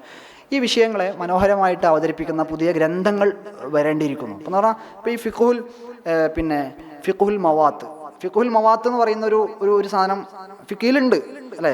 ഇഹ്യാ ഉൽ മവാത്ത്, ഈ ഒഴിഞ്ഞു കിടക്കുന്ന ഭൂമികളൊക്കെ എങ്ങനെയാണ് ഇഹ്യാ ചെയ്യുക. അപ്പം അത് കിതാബിൽ അത് ഉള്ളത് അന്നത്തെ ആ ഒരു സാഹചര്യങ്ങളും മറ്റൊക്കെ വെച്ചുകൊണ്ടാണ്. ഇന്ന് ചിലപ്പോൾ ഈ ഓരോ ഗവൺമെൻറ്റിൻ്റെ കീഴിലും പ്രത്യേക ഡിപ്പാർട്ട്മെൻറ്റുകൾക്ക് കീഴിൽ പല വിങ്ങുകൾ ഉണ്ടാവും. അവരൊക്കെ ഇതുപോലത്തെ ഈ ഭൂമി സർവേ നടത്തുന്ന അങ്ങനെയുള്ള കാര്യങ്ങളിലൊക്കെ ഇടപെടുന്ന ആളുകളെ സംബന്ധിച്ചിടത്തോളം അപ്പോൾ ഇന്ന് നമ്മൾ എന്ത് ചെയ്യണം, ആ ഫിഖ്ഹിൻ്റെ ഇബാറത്തുകളിൽ നിന്ന് അങ്ങനെയുള്ള ഒരു ഫിഖുൽ മവാത്ത് എന്ന് പറഞ്ഞ് വളരെ വ്യക്തമായി ആളുകൾക്ക് പെട്ടെന്ന് ഗ്രഹിക്കാൻ പറ്റുന്ന രൂപത്തിൽ ആ വിഷയത്തെ ക്രോഡീകരിച്ചുകൊണ്ടുള്ള രചനകൾ. ഇപ്പോൾ ഇബാദാത്തിൽ തന്നെ വരുന്ന കുറേ മുസ്തജദ്ദാത്ത്, നവാസിലുകൾ, ഈ വിഷയങ്ങളെ കിതാബിൽ തന്നെ അത് പഠിപ്പിക്കപ്പെടുന്ന രൂപത്തിൽ റെഫർ ചെയ്യാൻ പറ്റണം. അങ്ങനെയുള്ളൊരു സാഹചര്യം വരണം. അങ്ങനെ രചന നിർവഹിക്കുന്ന ഒരു പണ്ഡിതനാണ്, ഞാൻ നേരത്തെ ഷേഖ് അഹമ്മദ് ദോഹാനെ കുറിച്ച് പറഞ്ഞിരുന്നു, അവരുടെ ശിഷ്യനായ ഷേഖ് അബ്ദുൽ ഇലാഹ് അൽ അർഫജ്. അദ്ദേഹം ചെയ്ത പ്രധാനപ്പെട്ട 1-2 പുസ്തകങ്ങളുണ്ട്. പുസ്തകങ്ങളുടെയൊക്കെ പേര്, കിതാബുകളുടെ പേര് യതഫഖഹു ഫിദ്ദീൻ എന്നാണ്. അതിൽ 1, 2, 3 ഭാഗങ്ങളൊക്കെ ഉണ്ട്. അപ്പോൾ ഇബാദാത്തിൻ്റെ ഒരു ഭാഗമുണ്ട്, യതഫഖഹു ഫിദ്ദീൻ. അപ്പോൾ അതിൽ മൂപ്പര് എന്ത് ചെയ്യുന്നു, ഇതേപോലെ ഇബാദാത്തിൽ ഉള്ള കുറേ നവാസിലായ മസ്അലകളൊക്കെ ഉൾപ്പെടുത്തിക്കൊണ്ടാണ്. അപ്പോൾ ആ കിതാബ് വായിക്കുന്ന ആൾക്ക് തന്നെ ഈ മുസ്തജദ്ദാത്തൊക്കെ ശരിക്കും മനസ്സിലാക്കാൻ പറ്റും. ഈ സാന്ദർഭികമായിട്ട് ഉണർത്താണ് ഷെയ്ഖ് അബ്ദുൽ ഇലാഹ് അൽ അർഫജിൻ്റെ ഒരു പ്രത്യേകത.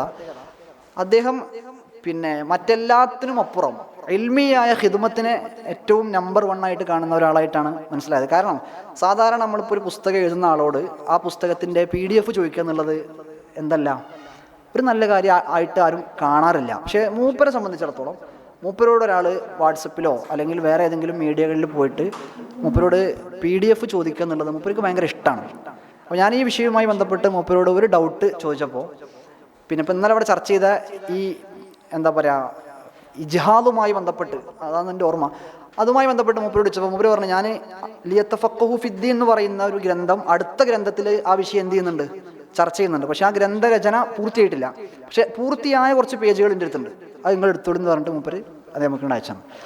ഒരു പുസ്തകം മൂപ്പരോട് ചോദിക്കുകയാണെങ്കിൽ മൂപ്പരുടെ എല്ലാ പുസ്തകങ്ങളും ചിലപ്പോൾ അയച്ചു തരും എന്ന് പറഞ്ഞാൽ. അങ്ങനെ സാധാരണ ഒരു പുസ്തകത്തിൻ്റെ ഒരു പുസ്തകം ട്രാൻസ്ലേറ്റ് ചെയ്യണമെങ്കിൽ കുറേ നിയമങ്ങളുണ്ടാവും, അതിൻ്റെ പബ്ലിഷേഴ്സിന് ക്യാഷ് കൊടുക്കേണ്ടി വരും, കുറേ പ്രൊസീജിയറുകൾ ഉണ്ടാവും. പക്ഷെ അതിനൊക്കെ അപ്പുറം അങ്ങനെ നമ്മളോട് കമ്മിറ്റഡായ ഒരാളാണ് അദ്ദേഹം. അദ്ദേഹത്തെ സന്ദർശിച്ച ആളുകളൊക്കെ, മുസമ്മിലിനെ പോലത്തെ ആളുകളൊക്കെ ഇവിടെ വേദിയിൽ ഇരിക്കുന്നുണ്ട്. ഏതായാലും അവസാനമായിട്ട് 6ാമത്തെ ഒരു ചോദ്യം, നമ്മുടെ കിതാബുകളുമായി ബന്ധപ്പെട്ട് ഉലമാവുമായി ബന്ധപ്പെട്ട് പ്രധാനമായിട്ടും ഈ സലഫി ഓറിയൻറ്റഡായ ഈ അവിടെ നിന്നൊക്കെ വരുന്നൊരു പ്രശ്നമാണ് അസബിയത്തുൽ ഉലമാ. ഈ മദ്ഹബിൻ്റെ ഉലമാക്കൾ അവർ ഈ ഹാഷിയകളും ഷറഹുകളൊക്കെ എഴുതുന്ന അവരുടെ ഷറഹുകളിലും ഹാഷിയകളിലൊക്കെ അവർ അസബിയത്തിൻ്റെ ആളുകളാണ്. അപ്പോൾ അവർ ഒരാൾ ഷാഫി ഇമാം ഒരു കാര്യം പറഞ്ഞാൽ പിന്നെ ഞാൻ തന്നെ അതിൻ്റെ അപ്പുറത്തേക്കൊന്നുമില്ല, ഇങ്ങനെയുള്ള ഒരു വാദം. ഒരിക്കലും നിങ്ങൾ ആലോചിച്ച് നോക്കൂ, കൃത്യമായിട്ട് കിതാബുകളുടെ ലോകത്തെക്കുറിച്ച്, ഉലമാഇൻ്റെ ലോകത്തെക്കുറിച്ച് ഒരു കാഴ്ചപ്പാടുള്ള ആർക്കും സമ്മതിക്കാൻ പറ്റാത്ത, അംഗീകരിക്കാൻ പറ്റാത്ത ഒരു കാര്യമാണ് അസബിയത്ത്. നോക്കുക, ഇപ്പം നമ്മുടെ മദ്ഹബിൻ്റെ ഇമാമാണ് ഇമാം ഷാഫിഈ റഹ്മത്തുള്ളാഹി അലൈഹി. ഷാഫിഈ ഇമാമിന് ജദീദും ഖദീമും ഉണ്ട് അല്ലേ. ഈ ജദീദ് ഖദീം രണ്ടുണ്ടെങ്കിലും ഷാഫിഈ ഇമാം മുഅ്തമദാക്കിയിട്ടുള്ളത് ജദീദാണ്. എന്നാൽ പിന്നീട് ഇമാം നവവി റഹ്മത്തുള്ളാഹി അലൈഹി വന്നുകൊണ്ട് എന്ത് ചെയ്യുന്നു, എത്രയോ മസ്അലകളിൽ അവിടെ ഖദീമാണ് മുഅ്തമദ് എന്ന് പറയുന്നു. അഥവാ മദ്ഹബിൻ്റെ ഇമാമിനെ തിരുത്തുന്നു. പിന്നീട് പറയുന്നു ഷാഫി ഇമാമിൻ്റെ ഖൗലിൽ നിന്ന് തന്നെ അതിന് തെളിവുകളും നവവി ഇമാം കണ്ടെത്തുന്നു. നവവി ഇമാമിൻ്റെ ഈ പ്രവൃത്തിയെക്കുറിച്ച് പിന്നെ ഇമാം ഖത്താബി റഹ്മത്തുള്ളാഹി അലൈഹി പറഞ്ഞ ഒരു സ്റ്റേറ്റ്മെന്റ്, ആ സ്റ്റേറ്റ്മെന്റ് ഇങ്ങനെയാണ്: മദ്ഹബു ഷാഫിഈ റളിയല്ലാഹു തആല അൻഹു ലാ യസ്ബുതു ബിഖ്തിയാരി നവവി റളിയല്ലാഹു തആല അൻഹു ഫഇന്നഹു ഇന്നമാ യസ്തഅമിലു ഹാദിഹിൽ ഇബാറത ഫീമാ റജഹ ദലീലുഹു ഇൻദഹു ലാ മിൻ ജിഹത്തിൽ മദ്ഹബി വനഹ്നു ഷാഫിഇയ്യത്തുൻ ലാ നവവിയ്യ എന്നാണ് ഇമാം ഖത്താബി റഹ്മത്തുള്ളാഹി അലൈഹിയുടെ. അപ്പോൾ ഷാഫി ഇമാമിൻ്റെ അഭിപ്രായങ്ങളെ നവവി ഇമാം അതിനെ വേറൊരു രൂപത്തിൽ വ്യാഖ്യാനിക്കുന്നു. നവവി ഇമാമിൻ്റെ ഈ ഒരു പ്രവൃത്തിയെ അടുത്ത ഇമാം ഈ രൂപത്തിൽ, ഇങ്ങനെയുള്ളൊരു ട്രെൻഡും ട്രഡീഷനും നമ്മുടെ ഈ കിതാബുകളിലും ഉലമാഇൻ്റെ ആ ലെഗസിയിലൊക്കെ നമുക്ക് കാണാൻ കഴിയുന്നതാണ്. ഒരുപാട് ഉദാഹരണങ്ങൾ. ഷാഫി ഇമാമിൻ്റെ ഒരു അഭിപ്രായമാണ് യുസ്തഹബ്ബു അൻ യകുന ദിക്റു വദ്ദുആഉ ബഅദ സ്വലാത്തിൽ മക്തൂബത്തി സിർറൻ. മഅ്മൂമിനു മുമ്പ് ഇവർക്കൊക്കെ സിറായിട്ടാണ് എന്ത് ചെയ്യേണ്ടത്, ദിക്ർ ദുആ വേണ്ടത്. എന്നാൽ ഇമാമിന് വേണമെങ്കിൽ യുസ്തഹബ്, നിങ്ങൾക്ക് സുന്നത്താണ്, ഈ ജഹർ സുന്നത്താണ്. എപ്പോ ഇദാ കാനൽ മഅ്മൂമൂന ബിഹാജത്തിൻ ഇല തഅലീം, മഅ്മൂമിങ്ങൾ തഅലീമിൽ അവർക്ക് പഠിപ്പിച്ചു കൊടുക്കണം എന്ന ഉദ്ദേശം ഉണ്ടെങ്കിൽ ഇമാമിന് അത് എന്ത് ചെയ്യാം, ഉറക്കെയാക്കൽ സുന്നത്താണ്. അങ്ങനെ അവർ ദിക്റുകൾ പഠിച്ചു കഴിഞ്ഞാൽ അസറൽ ഇമാം പതുക്കെ ആക്കണം. ഇതാണ് ഷാഫി ഇമാമിന്റെ അഭിപ്രായം.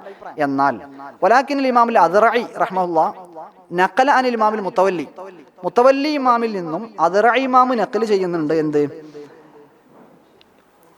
എപ്പോഴും ദിക്ർ ദുആ ഒക്കെ ഉറക്കെയാക്കൽ സുന്നത്താണ്. അതാണ് ലാഹിറുൽ അഹാദീസ്. അത് മഅ്മൂമിങ്ങൾ പഠിച്ചാലും പഠിച്ചിട്ടില്ലെങ്കിലും എന്നാ ഒരു എവിടെയാണ് അസബിയത്ത് വരുന്നത്? ഇനി അതുപോലെ ഇമാം അബ്നാ ആബാഇനോടുള്ള മുഖാലഫകൾ, എല്ലാവരും ആലിമീങ്ങളാണ്. ഇപ്പോ ഇമാമുൽ ഹറമൈനി അൽ ജുവൈനി റഹ്മത്തുള്ളാഹി അലൈഹി അവർ പറയുന്നുണ്ട് ഈ ബൈഉ മാ യജൂസു വ ബൈഉ മാ ലാ യജൂസു.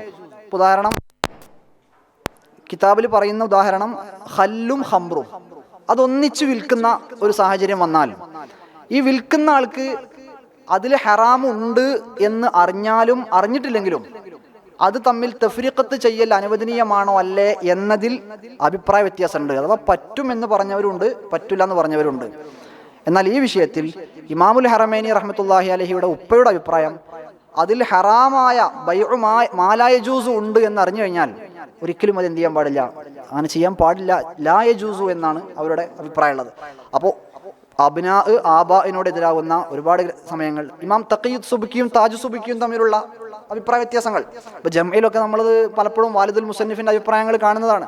അപ്പൊ തഖിയ്യുസ് സുബ്കി റഹ്മത്തുള്ളാഹി അലൈഹിയുടെ ഒരു അഭിപ്രായം ചെറുദോഷങ്ങൾ ചെയ്തു കഴിഞ്ഞാൽ തൗബ ചെയ്യേണ്ടതില്ല. അദമു വുജൂബി തൗബത്തി മിന സഗായിരി മാദാമ മുജ്തനിബൽ ലിൽ കബായിർ, കബീറത്തുകൾ ഒഴിവാക്കിയാൽ മതി, തൗബ ചെയ്യേണ്ടതില്ല എന്നാണ് ഉപ്പ തഖിയ്യുസ് സുബ്കിയുടെ അഭിപ്രായം. കാരണം ലി അന്നഹാ തുകഫിറുഹ, ഇത് ചെയ്യുന്നില്ല എന്നത് അതിനെ പുറത്തു. എന്നാൽ ഈ വിഷയത്തിൽ ഇമാം ബന്നാനി റഹ്മത്തുള്ളാഹി അലൈഹി പറയുന്നു തവഖഫ സുബ്കി ഫി വുജൂബിഹ മിന സഗീറത്തി. എന്നാൽ ഈ അഭിപ്രായത്തോട് ആർക്ക് യോജിപ്പില്ല? താജു സുബ്കി റഹ്മത്തുള്ളാഹി അലൈഹി യോജിപ്പില്ല. അവരുടെ അഭിപ്രായം അത് പൊറുക്കപ്പെടാനും എന്ത് വേണം, തൗബ ചെയ്യണം എന്ന് തന്നെയാണ്. താജു സുബ്കിയുടെ ഇബാറത്തുണ്ട് അല്ലദി അറാഹു വുജൂബ തൗബത്തി ലഹ ഐനൻ അലൽ ഫൗർ എന്നാണ് താജു സുബ്കി റഹ്മത്തുള്ളാഹി അലൈഹിയുടെ അഭിപ്രായം. അതുപോലെ സിറാജുൽ ബുൽഖീനി റഹ്മത്തുള്ളാഹി അലൈഹിയും അവരുടെ ഉപ്പ അവരുടെ മകൻ ജലാലുൽ ബുൽഖീനി റഹ്മത്തുള്ളാഹി അലൈഹി തമ്മിലുള്ള ഈ ഇഖ്ലാഫുകൾ നമുക്ക് കാണാൻ കഴിയും. ഇമാം സുയൂത്തി റഹ്മത്തുള്ളാഹി അലൈഹി അവരുടെ അത്തഹദ്ദുസു ബിനിഅമില്ലാഹ് എന്ന ആത്മകഥയിൽ കൊണ്ടുവരുന്ന ഒരു സബ് ചാപ്റ്റർ ഇങ്ങനെയാണ്: ബാബു മാ ഖാലഫ്തു ഫീഹി വാലിദി മിനൽ മസായിൽ, ഞാനും എൻ്റെ ഉപ്പയും തമ്മിൽ മുഖാലഫുണ്ടായ മസ്അലകൾ. അപ്പോൾ ഇത് ഒട്ടനവധി ഇത്തരം മസ്അലകൾ നമുക്ക് കാണാവുന്നതാണ്. ഇതുപോലെ തന്നെയാണ് തലാമിദത്തും മശായിഖും തമ്മിലുള്ള ഖിലാഫുകൾ. ഫത്ഹുൽ മുഈനിലെ ഖിലാഫ് അലി ഷെയ്ഖിനെ മുതൽ നമുക്കത് കാണാം. ഇബ്നു ഹജറുൽ ഹൈതമി റഹ്മത്തുള്ളാഹി അലൈഹിയുടെ അഭിപ്രായത്തിൽ ഒരാൾ ജനാബത്തുകാരനായാൽ അവൻ വുളൂ കൂടെ കരുതിക്കൊണ്ട് കുളിച്ചു കഴിഞ്ഞാൽ എന്തായി, അവൻ്റെ ഈ വുളൂ ആയിട്ട് അത് പരിഗണിക്കും. അത് തെർത്തീബിനോട് മുഖാലിഫാണെങ്കിലും ശരി. അതാ വുളൂവിൻ്റെ അവയവങ്ങൾ അവൻ തെർത്തീബിൽ കഴുകണമെന്നില്ല, മൊത്തത്തിൽ കുളിച്ചു, നിയ്യത്ത് അതുണ്ടെങ്കിൽ വുളൂ ആയിട്ട് പരിഗണിക്കും. ഇത് പറഞ്ഞിട്ട് മഹാനായ ഷെയ്ഖ് ഇബ്നു ഹജറുൽ ഹൈതമി തങ്ങൾ പറയുന്നുണ്ട് ഖിലാഫ് അലി ഷെയ്ഖിന വമൻ തബിഅഹു, നമ്മുടെ ഷെയ്ഖുനാക്ക് എതിരായിട്ട്. അപ്പോൾ സക്കരിയ അൻസാരി റഹ്മത്തുള്ളാഹിയുടെ അഭിപ്രായം തെർത്തീബ് വുളൂ ഉണ്ട് എന്ന് പറയണമെങ്കിൽ എന്ത് വേണം, തെർത്തീബ് വേണം എന്നാണ് എന്ന് മനസ്സിലാക്കാൻ പറ്റും. അതുപോലെ തന്നെയാണ് ഫത്ഹുൽ മുഈനിൽ ഷെയ്ഖ് സൈനുദ്ദീൻ മുഹമ്മദ് തങ്ങളുടെ അഭിപ്രായത്തിൽ ഇമാമ് ഇസ്തിറാഹത്തിന്റെ ഇരുത്തം ഉപേക്ഷിച്ചാൽ മഅ്മൂമ് ഇസ്തിറാഹത്തിന്റെ ഇരുത്തം ഇരിക്കണോ വേണ്ടയോ? അപ്പോൾ സൈനുദ്ദീൻ മുഹമ്മദ് തങ്ങളുടെ അഭിപ്രായത്തിൽ ഇസ്തിറാഹത്തിന്റെ ഇരുത്തം സുന്നത്താണ്. വൈൻ തറക്കഹൽ ഇമാം, ഇമാമ് ഉപേക്ഷിച്ചാലും ശരി എന്നിട്ട് പറയുന്നു ഖിലാഫല്ലി ഷെയ്ഖുനാക്കെതിരായിട്ട്. അപ്പോൾ ഷെയ്ഖുനായുടെ അഭിപ്രായത്തിൽ, ഇബ്നു ഹജർ തങ്ങളുടെ അഭിപ്രായത്തിൽ അത് ഇമാം ഒഴിവാക്കി കഴിഞ്ഞാൽ മഅ്മൂമ് ഇസ്തിറാഹത്തിൻ്റെ ഇരുത്തമിരിക്കൽ കറാഹത്ത് എന്ന അഭിപ്രായമാണ്. ഇമാം റംലി റഹ്മത്തുള്ളാഹി അലൈഹിയുടെ അഭിപ്രായത്തിൽ മൻ സ്വല്ല ഖൽഫ സ്വഫി മുൻഫരിദൻ, ഒരു സ്വഫിന്റെ പിറകിൽ ഒരാൾ ഒറ്റക്ക് നിസ്കരിച്ചു കഴിഞ്ഞാൽ ഫൈന്നഹു യുസ്തഹബ്ബു ലഹു ഇആദത്തു സ്വലാത്ത്, അവർക്ക് നിസ്കാരം മടക്കൽ സുന്നത്താണ്. വലൗ മുൻഫരിദൻ, അത് ഈ മുൻഫരിദായിട്ടെങ്കിലും നിസ്കാരം ഒന്നും കൂടെ മടക്കണം, സുന്നത്താണ്. അപ്പോൾ ഈ അഭിപ്രായം ഇമാം കല്യൂബി ഉദ്ധരിച്ചിട്ട് പറയുന്നുണ്ട്, കമാ ഖാലഹു ഷെയ്ഖുന, നമ്മുടെ ഷെയ്ഖുന പറഞ്ഞതുപോലെ, അഥവാ പിന്നെ ഇമാം മുഹമ്മദ് റംലി തങ്ങൾ പറഞ്ഞ പോലെ. പക്ഷേ വഫീഹി നദറുൻ, അതിൽ നദറുണ്ട്. എന്നിട്ട് കല്യൂബി ഇമാം അവിടെ അഭിപ്രായപ്പെടുന്നത്, കാരണം അവരുടെ ഷെയ്ഖാണ്, അവരുടെ ഉസ്താദാണ്, എന്നിട്ട് അവിടെ അഭിപ്രായപ്പെടുന്നത് അന്ന ഇആദത്ത സ്വലാത്തി മുൻഫരിദൻ ലാ തന്തും, ഒരിക്കലും അങ്ങനെ മുൻഫരിദായിട്ട് മടക്കൽ സുന്നത്ത്. അപ്പം ഞാൻ പറയും, ഇങ്ങനെ ഒരുപാട് ഉദാഹരണങ്ങൾ, ചില ഉദാഹരണങ്ങൾ മാത്രം പറഞ്ഞതാണ്, ഒരുപാട് ഉദാഹരണങ്ങൾ. ഇനി അതെല്ലാം ഒഴിവാക്കി മശായിഖ് തലാമിദത്ത് അല്ലെങ്കിൽ അതിനൊക്കപ്പുറം മദ്ഹബിലെ ചില പണ്ഡിതർ എന്ത് ചെയ്യുന്നു, എതിർക്കുന്നു. ഉദാഹരണം, സ്വലാത്തു റഗായിബുമായി ബന്ധപ്പെട്ടുള്ള ചർച്ച, അതുപോലെ സ്വലാത്തു ലൈലത്തി നിസ്ഫി മിൻ ഷഅബാൻ, അന്നൊക്കെ ചില പ്രത്യേക നിസ്കാരങ്ങളുണ്ട് എന്ന് പറഞ്ഞുകൊണ്ട് വരുന്ന ചർച്ചകൾ. ഈ ചർച്ചയെക്കുറിച്ച് ഇമാം നവവി റഹ്മത്തുള്ളാഹി അലൈഹി പറയാണ്, വഹാത്താനി സ്വലാത്താനി ബിദ്അത്താനി വമുൻകറത്താനി ഖബീഹത്താനി വലാ യഗ്തറ ബിദിക്രിഹിമാ ഫീ കിതാബി ഖൂത്തിൽ ഖുലൂബ് വ ഇഹ്യാഇ ഉലൂമിദ്ദീൻ. ഈ രണ്ട് കിതാബിൽ അബൂ ത്വാലിബിൽ മക്കിയുടെയും ഗസാലി ഇമാമിന്റെയും കിതാബിൽ അതുണ്ട് എന്ന് കരുതി നീ വഞ്ചിതനാവണ്ട.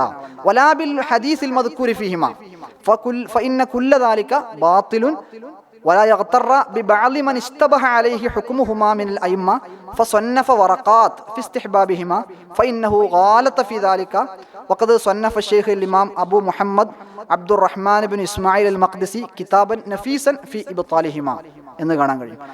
അപ്പോൾ ഇത് അതുപോലെ ഇനി മാത്തിനും ഷാരിഹും തമ്മിലുള്ള പ്രശ്നങ്ങൾ. അപ്പോൾ നമുക്ക് ഏറ്റവും സിമ്പിളായിട്ട് നമുക്ക് മനസ്സിലാവുന്ന ഫത്ഹുൽ മുഈനിലേക്ക് വരാം. മാത്തിനും ഷാരിഹും മുഹശ്ശിയും തമ്മിലുള്ള പ്രശ്നങ്ങൾ, ഇആനത്തും ഫത്ഹുൽ മുഈനും തമ്മിലുള്ള 70-ലധികം സ്ഥലങ്ങളിലുള്ള ഖിലാഫുകൾ.